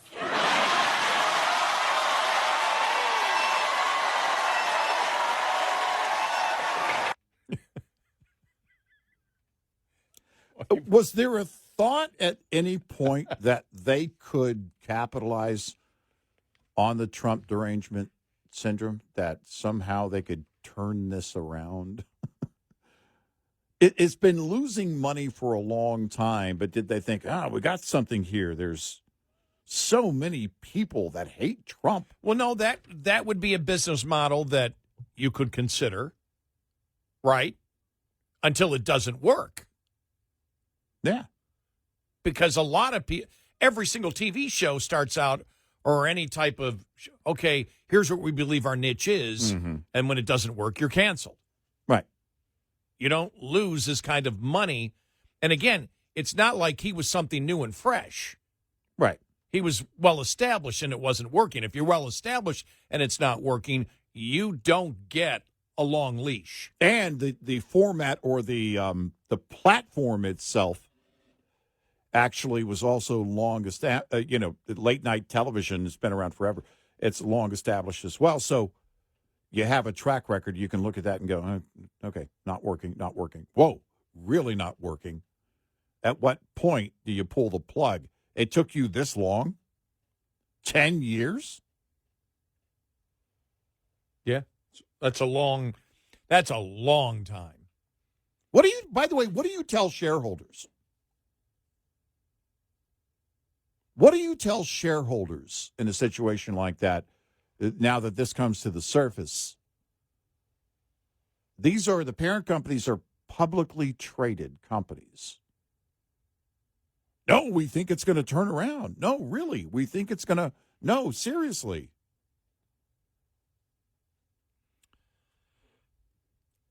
Bizarre. Everybody is talking about, well, he lost because of this, compare him to Carson, compare whatever. Look, I don't need to even go there because my personal taste, most of the crap in media today is not of my personal taste. Right. In fact, half this show when you talk is not in my personal taste. Ditto. Mega ditto. No, but most of Mega ditto. most of what's produced out there I don't like, but there's a ton of stuff that's profitable. And then there's things, for example, where I've seen the promos of it and go, I'm never going to watch it. I'm never going to watch it. One of them, and I mentioned it last week, I'd never watched Suits before. Mm-hmm. Oh, my gosh. Some really good acting in there where I was watching, and these just clips, and I was watching, extended clips of it. Yeah. And I went, wow, this is pretty good. And even that woman that sort of looks like Meghan Markle, found out like a couple days later it was Meghan Markle. Meghan Markle, yeah. I'm like, oh, no. I had to admit she was a good actor. I'm like, right. Boy, that was painful to do that. Well, she acted like for a little while that she wanted to be part of the royal family. So exactly. There's that. And so, there's a ton of shows out there. I remember when the Rockford Files came out. Mm-hmm. I hated the beginning. I hated, they would show the trailer and then they would play this. I forgot the theme song. The theme song became a hit, mm-hmm. and I heard on the radio and I went, the Rockford Files. What is that? Some accounting? And I never watched it. Mm-hmm. And I was like, I don't know, and so there's a ton of reasons, and sometimes you're wrong, and I was wrong there because it was in the 80s. Yeah. When I was back in radio again, I was working a morning show, I remember. This is when I worked in Fort Walton Beach, Pensacola area, and doing one of my first radio jobs, and I get home by like 11:30, and at noon, the Rockford Files was on. And I lived on a beach, no cable, nothing, nothing else to watch. And I went, what a great show 10 years later. Mm-hmm. And so it really doesn't matter whether I personally liked it or not. It's whether the marketplace accepted it, and therefore you could make a profit.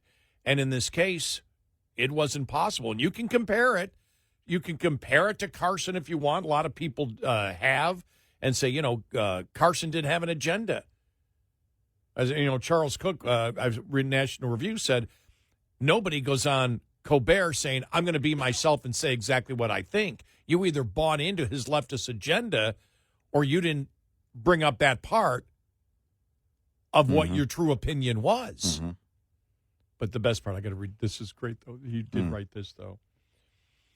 As the host of The Late Show, Steven Colbert was annoying in a direct and palpable sense. He hectored, he sneered. He was a gatekeeper for a narrow, pious worldview, and above else, he sacrificed comedy for ideology, a trade that never, ever pays. Under Colbert's inadequate leadership, the program came to resemble some sort of medieval mutt that one might expect if one were to instruct artificial intelligence to produce a chat show, having trained it solely on old episodes of The View. Oh, my God, that's great. Not only did the product fail to look like America, its architects neither knew what America looked like nor wanted to know what America looked like. It was insular, smug, and self-serious, and worst of all, it routinely committed the only mortal sin in all of show business. It was boring. Yep. It really was. Now, I did try to watch Colbert a few times. The only time I've ever watched it, and it wasn't this show, was the other show. When he was on the Colbert Report. Yeah. Yeah. When he interviewed Rush. Not Rush Limbaugh, the band Rush. Yeah. And I remember thinking, why can't he do this more often? And it was basically a serious interview. It wasn't he wasn't into his fake conservative character, which I always thought was dumb. I didn't get that. Mm-hmm. It's like, but you make a great point. Did CBS think, let's stick with Colbert because TDS is so great? Trump derangement system. Because he took over in 2015, so then Trump wins in 2016. Right. And then it's like, oh, wait, there might be something here. Because back then, even part of Trump's own party wasn't fully on board with Trump. So, and I mean, Capitol Hill, you had Jeff Sessions and who else? Roger Stone. Yeah. Well, I mean, on Capitol Hill. But it's, right. It's, it was the end of the Obama era, but also the opportunity that someone on the left might have thought that existed would have been that, that involving that TDS. They wouldn't call it that, but basically, look, everybody hates Trump. We can capitalize on this. In fact, CBS was going to have a show, Everybody Hates Trump. But Ray Romano sued them, and they couldn't do that. But I don't. Somebody made the suggestion, well, it might be, they'd have to take a pay cut, but if you had Colbert and, what's his name? Come on. The guy in the basement. Oh, Keith Olbermann. Yeah, Keith Olbermann. Both do a show together on MSNBC. Maybe that could succeed. Now you're only going to be making $500,000 a year. You're not going to be making $20 million a year. Right. But the fact is, could he work somewhere? But MSNBC again is a liberal network. CBS is a liberal network, but it has shows that everybody watches. So in prime time and then going into night, people are coming off something that is more, generic entertainment into a show that's supposed to be entertainment. And the history of these shows, which was entertainment till a few years ago, really till Trump, when you think about it. And all of a sudden, they've gotten all political. Well, it's interesting now where people over the last few years have come up to me that didn't know who I was and say, what do you do? And I said, well, I do a radio talk show. And it's like, and I'm like, oh, you do politics? Yeah. And they're like, well, I don't listen to shows, that are political. And I said, every late show now is political.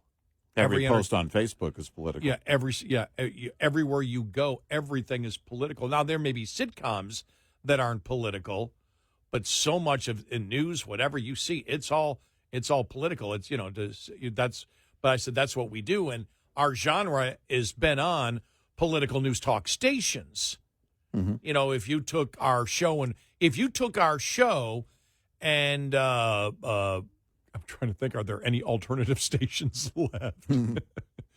If you took our show and put it on a contemporary hit radio okay, we're going to have Lady Gaga, and then we're going to have Eric and Gary on. Yeah.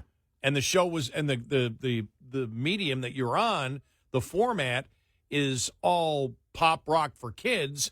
Then Eric and Gary come on. What show's going to fail on that station? Right. Exactly.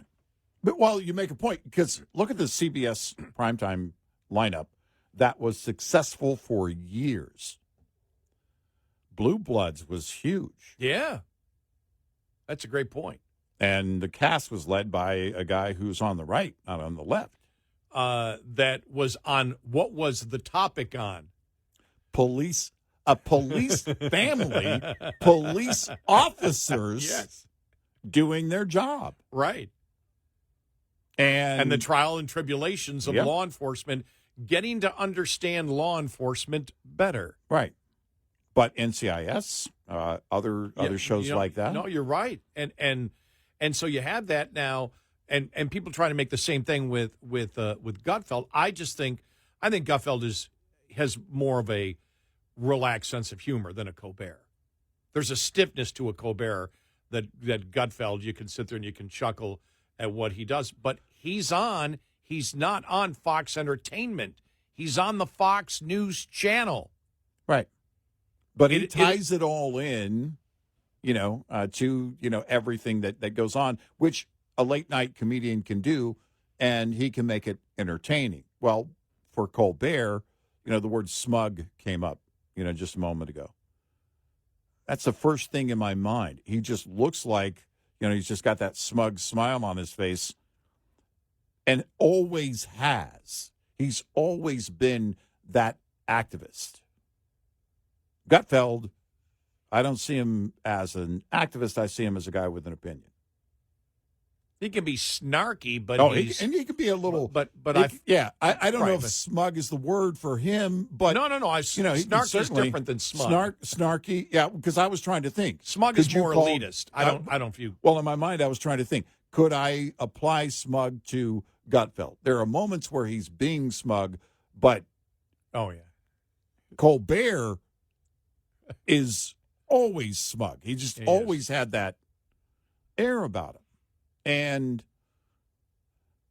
at the end of it, people don't want to watch that right before bed. I don't want to watch a rally right before I go to bed.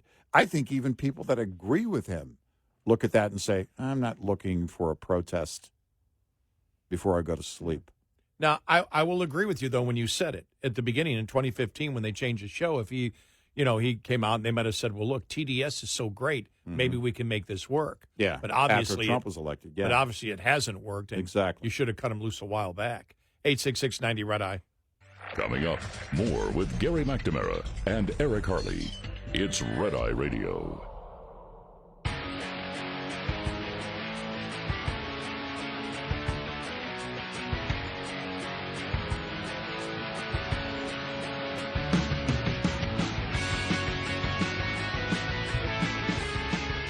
It's Red Eye Radio. He's Eric Harley, and I'm Gary McNamara. And so, the other thing was, with Colbert was the WNBA, and it was just, with them wearing the shirts and everything else, what their worth is. Now, as I said, if I'm the union there, for the players, I'd want the WNBA to open up the books. Yeah, You want them to open up the books. And, look, the whole Caitlin Clark, whether she's getting fouled and all that stuff and unfairly and our players jealous of her and how much of racism. Right. That all adds up in that type of thing. Bad publicity is publicity. Right. And it's good. And do they have a growth potential in the WNBA? I don't know. Outside of Caitlin Clark. And that's the reality of what the players have to deal with.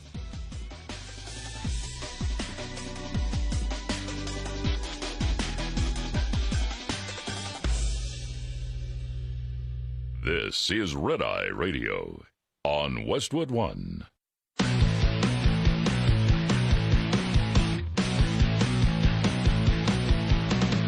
Now, it's Red Eye Radio. Gary McNamara and Eric Harley talk about everything from politics to social issues and news of the day. Whether you're up late or you're just starting your day, welcome to the show.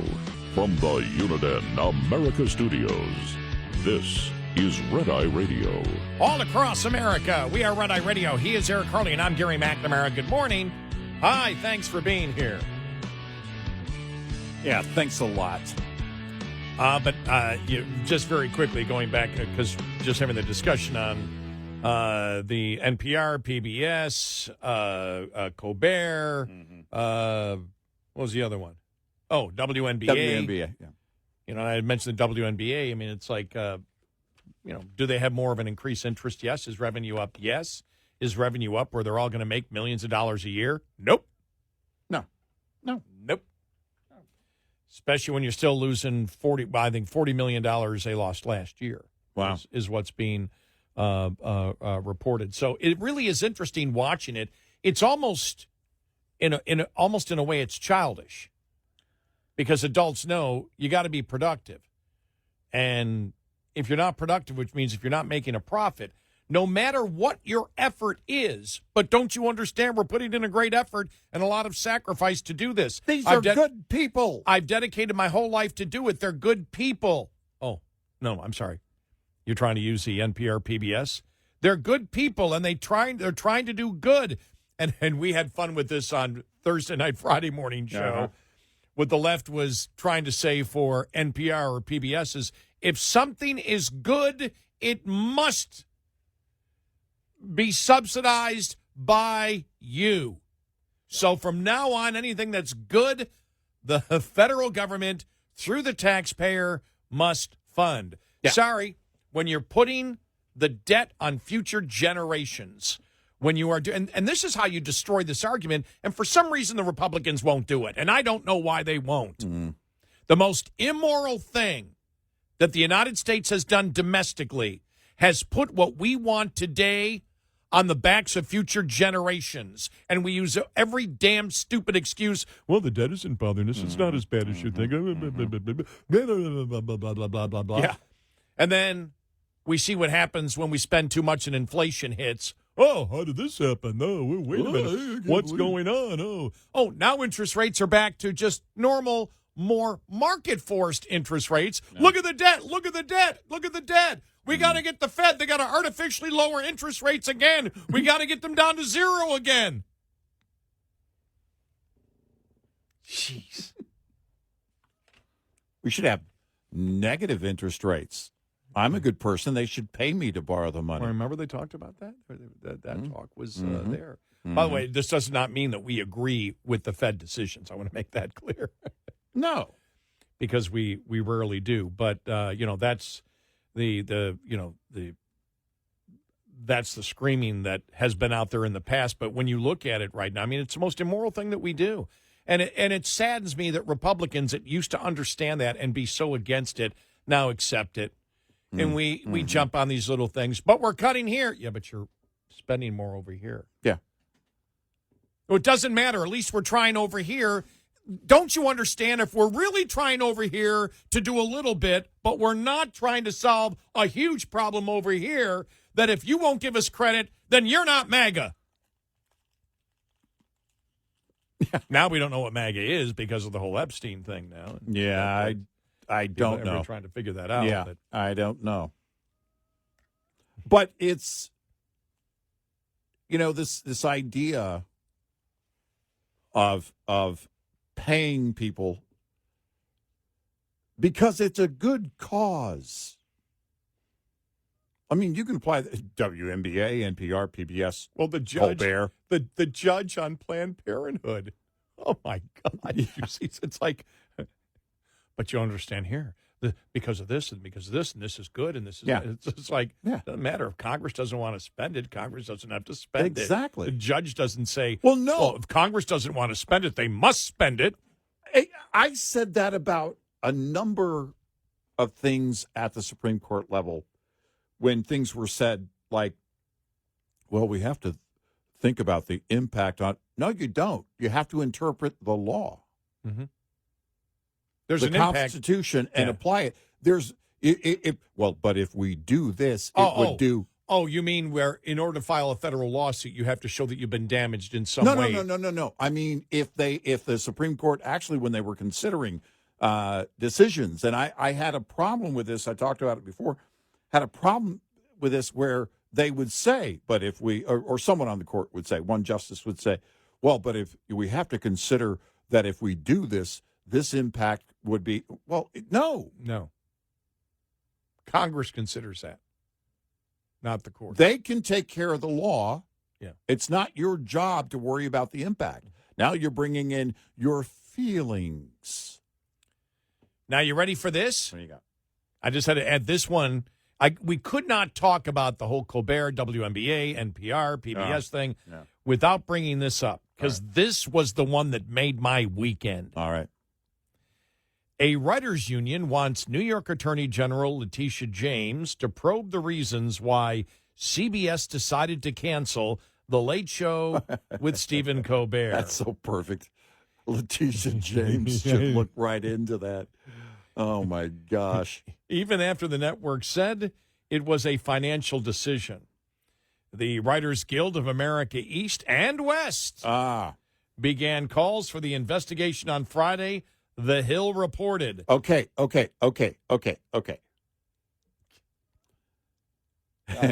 So That's as irritating as when Joe Pesci did it. yeah. Okay.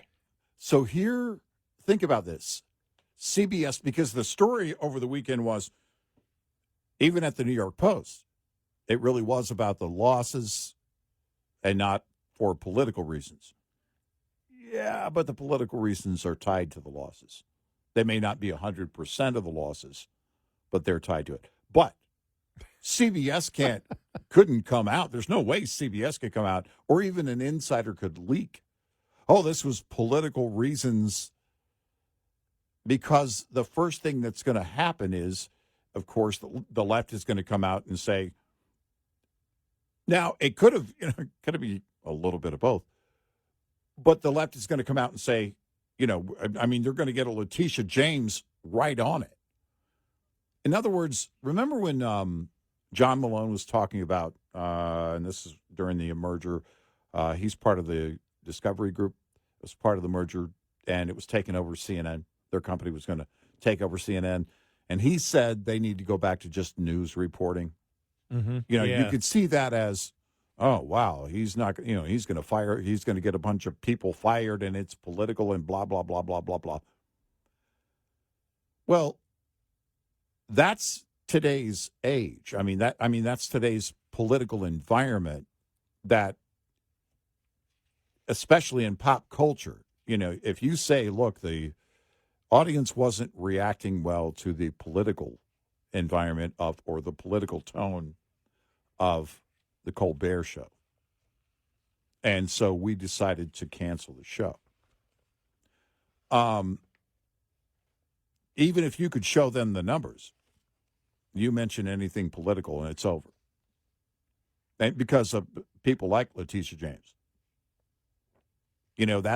That is a very solid reason to go, no, purely financial. This is the tone you set. These are the talking points. It's purely financial. The minute you bring up any kind of, the tone clearly had an impact on the size of the audience, which led to a further loss in revenue and blah, blah, blah. You can't even bring that up. You couldn't bring it up.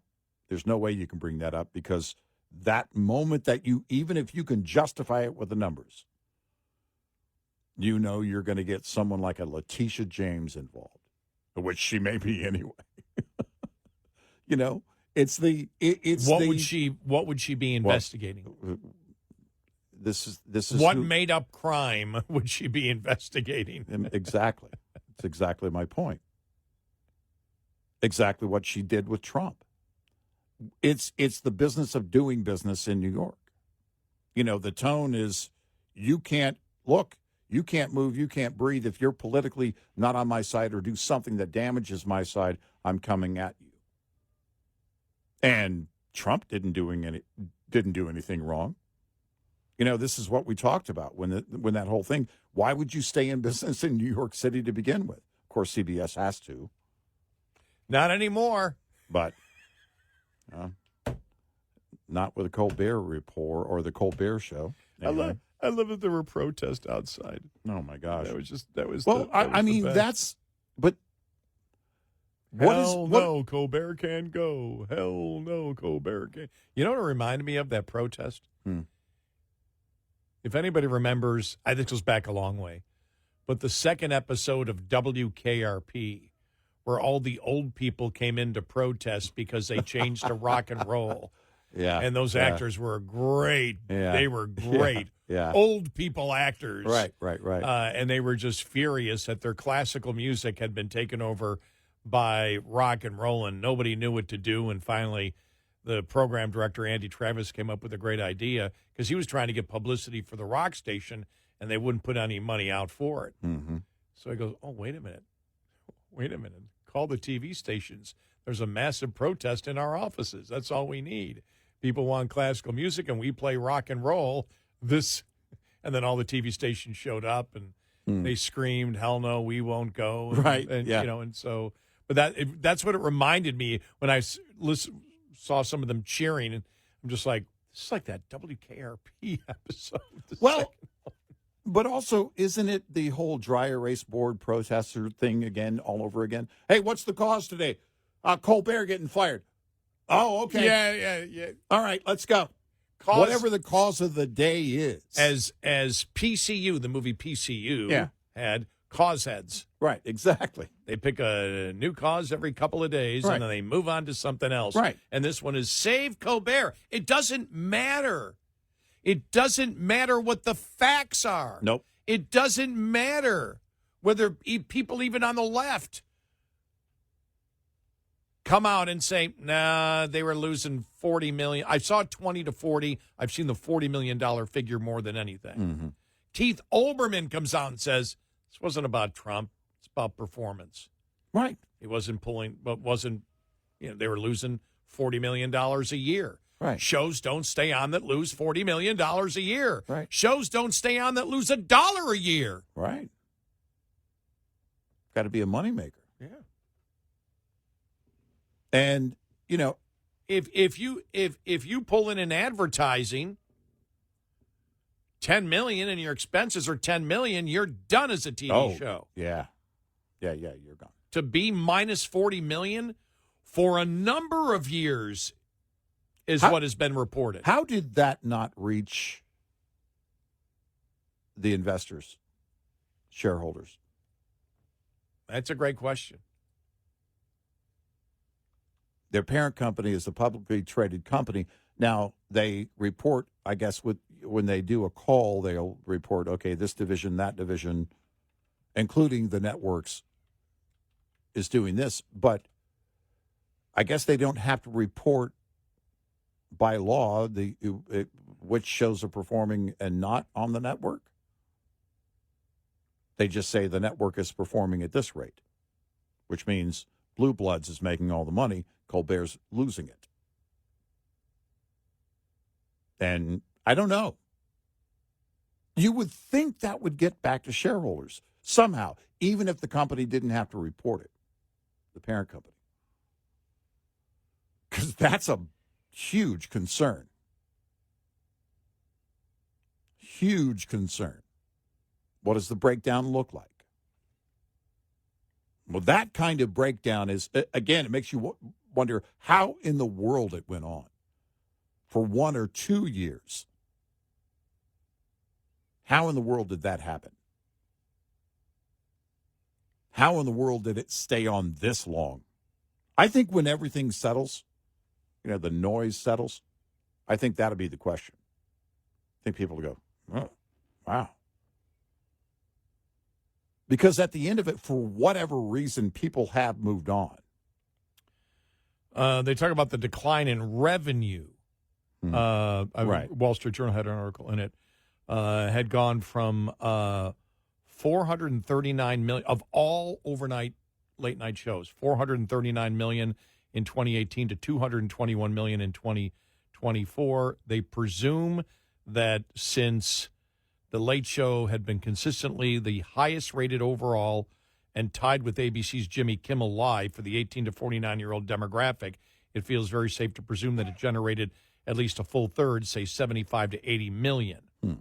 It's reported that Colbert's salary was $20 million a year, and he himself said, and the other night, the show employs 200 staff. Yeah, I thought it was 200.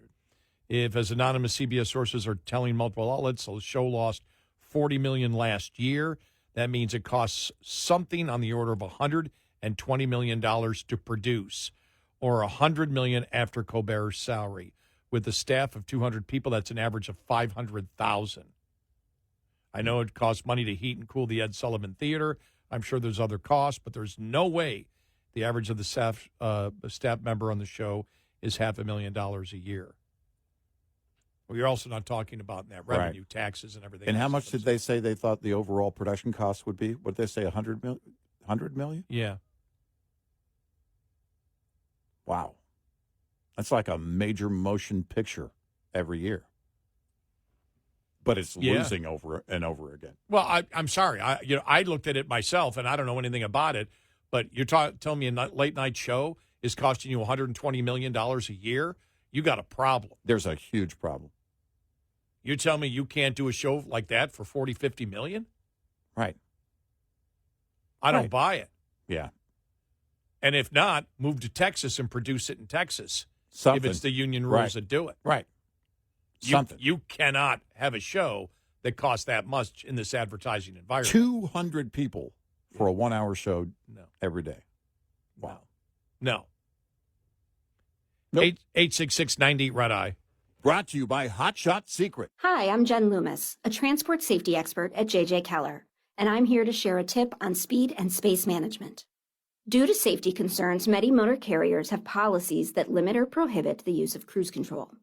If your motor carrier does allow you to use cruise control, you should only use it in good driving conditions during daylight hours and on roads that have light traffic, few curves or hills, and a consistent speed limit. Never use cruise control when operating in adverse driving conditions, including wet, icy, or slippery roads, during rush hour in heavy traffic or on congested highways, at night, or when you're tired or fatigued. During all of these driving scenarios, you want to be controlling and adjusting your speed as you drive instead of having to suddenly brake if you encounter an obstacle.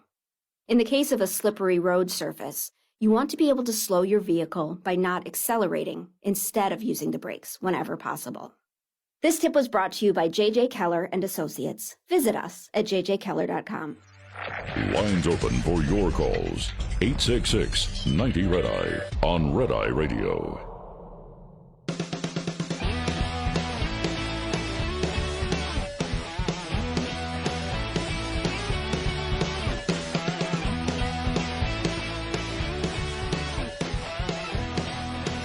It's Red Eye Radio. He's Eric Harley, and I'm Gary McNamara. Welcome and good morning. Reading the Wall Street Journal analysis of what happened here. Network executives have been considering ending the late show for some time. And discussions heated up earlier this summer. People familiar with the discussion said CBS execs opted around July 4th to cancel the show. The people said waiting until Colbert was back from vacation to tell his representatives. The network had trimmed the show's budget last year and felt its losses were too great for any additional cuts to make a substantial difference. Mm-hmm. A person at the company said younger viewers have fled into late night, and with them, a lot of advertising. Wow. Yeah. All the major late night shows now air episodes 4 nights a week instead of 5. All right. Late Night with Seth Myers lost its studio band as a cost-cutting measure. Wow. Wow. Interesting.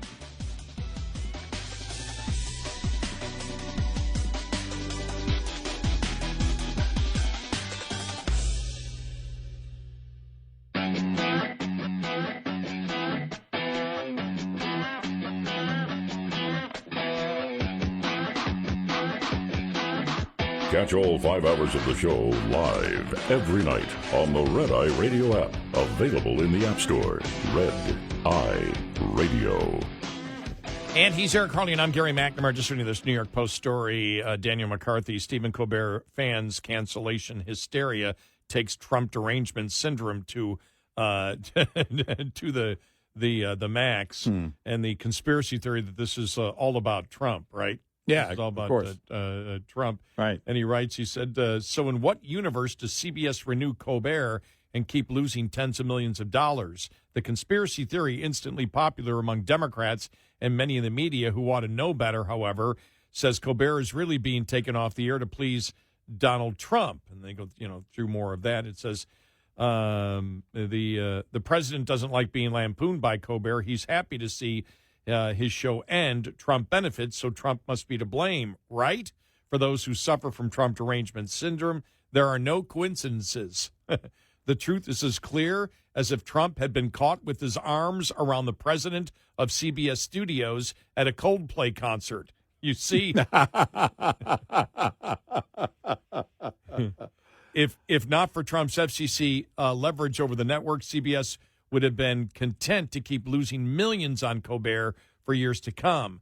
that's the crackpot view, and it's politically convenient for Democrats who've done their utmost to promote it. And, like last night, did you see that in the audience was full of all different Hollywood stars supporting him? Mm-hmm. But it's interesting here. They talk about the fact that by distributing their host monologues and comedy bits across YouTube and social media, the late-night shows have kept a foothold in pop culture and notched their share of viral hits. But digital advertising revenue has not made up for the fall in ad revenue dollars going to traditional broadcast programming. Industry veterans fear more late-night cuts could come. Jon Stewart, a host of The Daily Show on Paramount's Comedy Central, said on a podcast he hosts that he is hopeful that his show has a future on the channel under new owner Skydance, but they may sell the whole blanking thing for parts. I just don't know. Look, you look at podcasting out there and you see, some of the successful podcasters. You're only talking about a few people. Yeah, You're not talking about these massive staffs and, you don't need huge real estate and everything in order to produce these things. Yeah. And that's the problem that they have. The other problem is when you see the fact that people don't watch TV the same way anymore. Mm-hmm. Most people aren't, unless, I see so many of the shows out there that over the last 20 years, be it drama, comedy, whatever, these things move so quick and the writing is so great to get your attention and to make you stick with it for an hour that I have to tell you, I'm incredibly impressed. You look at some of the crime dramas out there, for example. It's unbelievable how fast-moving but very clear and understandable every portion of it is as they take you from one place to another. You can look at things like whether it's, I'll give you, I've talked about, when Criminal Intent was on, Suits, for example, when that was on. Very fast-moving, taking you in different directions. I mean, they realize it can't be boring. Right. It's got to move. Yeah. And you look at the talk shows and, all right, next is our guest promoting a new movie that the majority of you will never see. Nobody cares anymore. Well, and it also becomes very predictable when it's going to be agenda. Yeah, you're right. Yeah. So there are two parts to that format. There's the monologue and the behavior of the host, and then there's the guests. Well, if you know the guest lineup, by the way, a lot of people were saying from his own audience, were saying, well, I can watch the clips on YouTube the next day. I was going to bring up the Scott Jennings problem. Yeah, right. Now, yeah, I'm not going to tune into CNN, but I'll watch the clips of Scott Jennings. Right. We all watch the clips of Scott Jennings. Exactly. And they pull in a great deal of numbers. But are any of us, has CNN's numbers because Scott Jennings is on or because they brought Republicans on? Sure, Michael Singleton, Kevin O'Leary, and all these people have great moments where you go, whoa, but all we're watching is a 1 or 2 minute clip. Nobody wants to sit through the entire show to get to those moments. That's the problem because we watch everything. We watch everything differently today. For me, I had this. Somebody was asking me the other day. So you really don't watch much football anymore? And I said, well, because of my schedule, it's almost impossible. I said, but you know something? You know what I'm happy with? I said the next day, after the game is over or the next day, it's great because, for the example, if I want to watch an NFL game, I can watch the 15-minute highlights that they put together. Yeah. And they said, well, why don't you record the entire game and watch it afterwards? I said, I don't have the time. Yeah. I don't have the time. I don't even have a DVR anymore. I haven't had one in years. Well, neither do I. I mean, I don't have a DVR. But even if I had a DVR, right. I wouldn't do it. And I said, and I'm very happy with the highlights. Yeah. And, that's the time that I watch television differently. It's very hard for me, And I was the biggest sports fan in the world. To even turn on a hockey game and watch an entire hockey game. Mm-hmm. I love hockey. Mm-hmm. Can't do it anymore. I get bored. Right. It's like, okay. I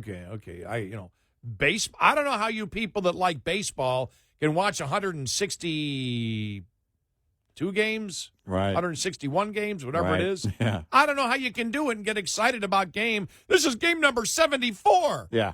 And they're 13 and a half games out of the lead in the division, but I think they can do it. Right. Who's watching this? Right.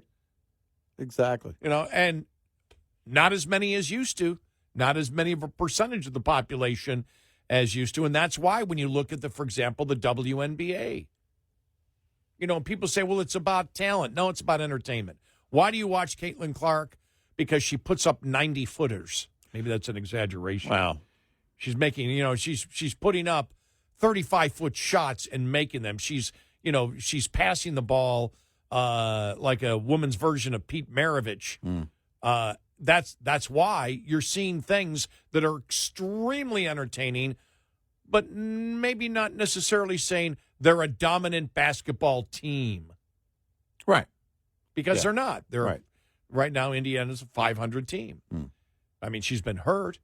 And so you look at it, what do people actually want to watch a full game of basketball, a full hockey game anymore? The NFL, while it's on live, they still have it. People will watch the NFL. But part of the beauty of the NFL is every game is important. You only have 17 games.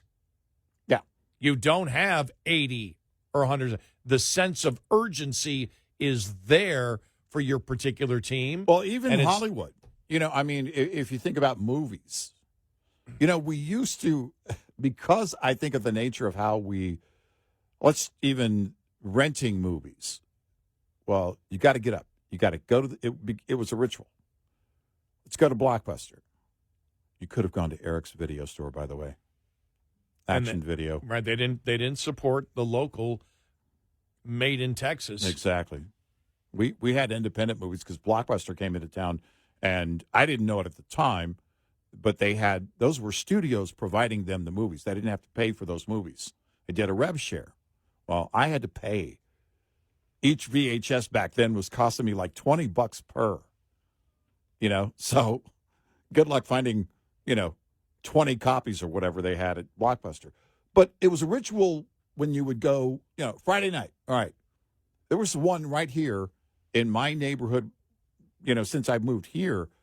It's been 30 years, but I think about those days when it's now a dental place. It's a Jefferson Dental Clinic now, where the Blockbuster, a standalone building in a shopping center parking lot, basically.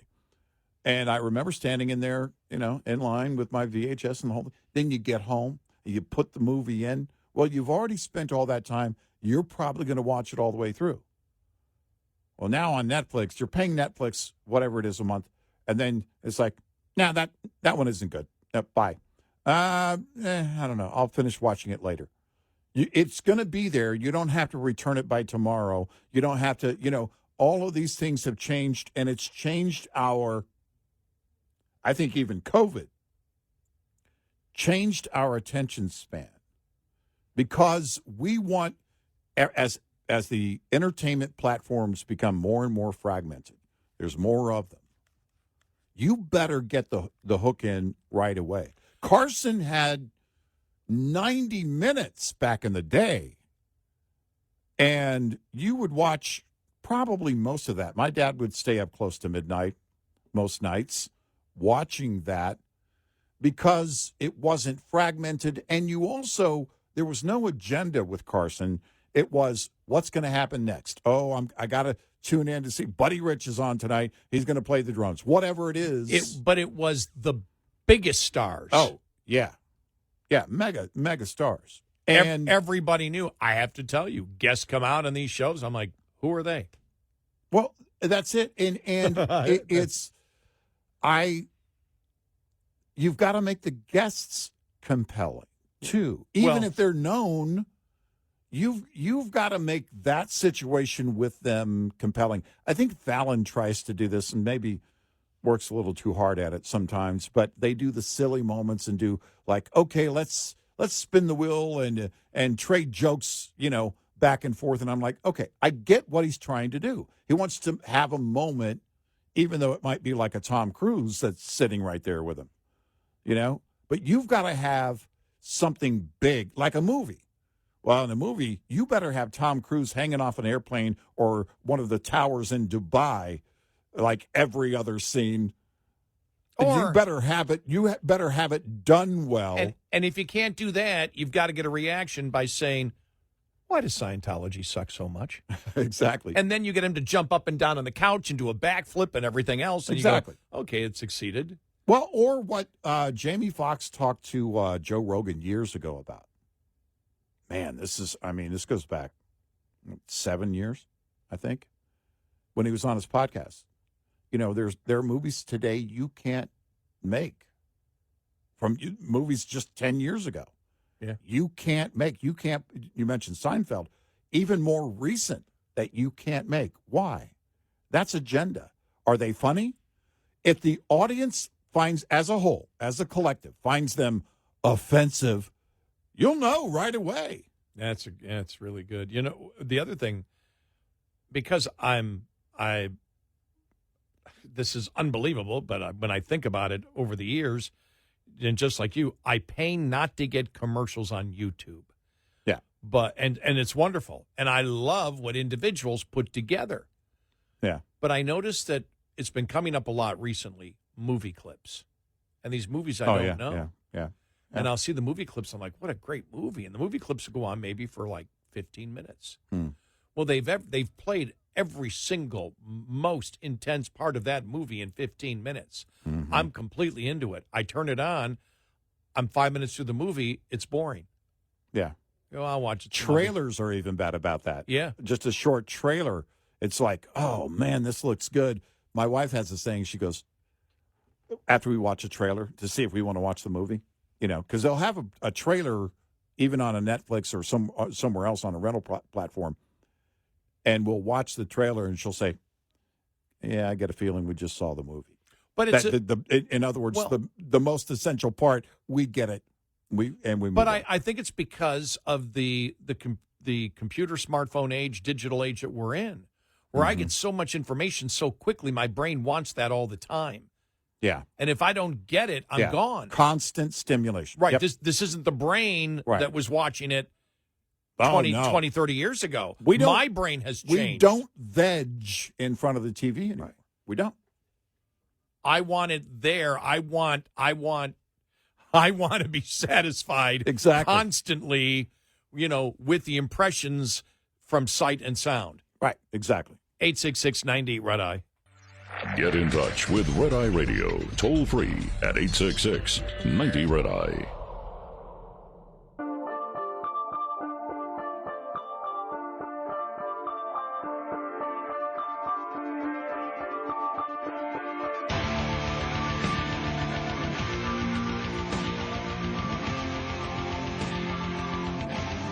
We are Red Eye Radio. He's Eric Harley, and I'm Gary McNamara. Breaking news, Red Eye Radio is more profitable than the Late Night with Colbert. All right, sure. Download our Red Eye Radio app today, and you can listen when and where you choose. And don't forget, our show ends in an hour, and if you're not able to catch all the show and you wish to, well, when our show ends, it becomes a podcast, and you can catch all 5 hours on our Red Eye Radio app. And if for some reason you can't listen to one of our radio stations, our great radio stations that carries us live, for whatever reason, we also stream all 5 hours live on our Red Eye Radio app.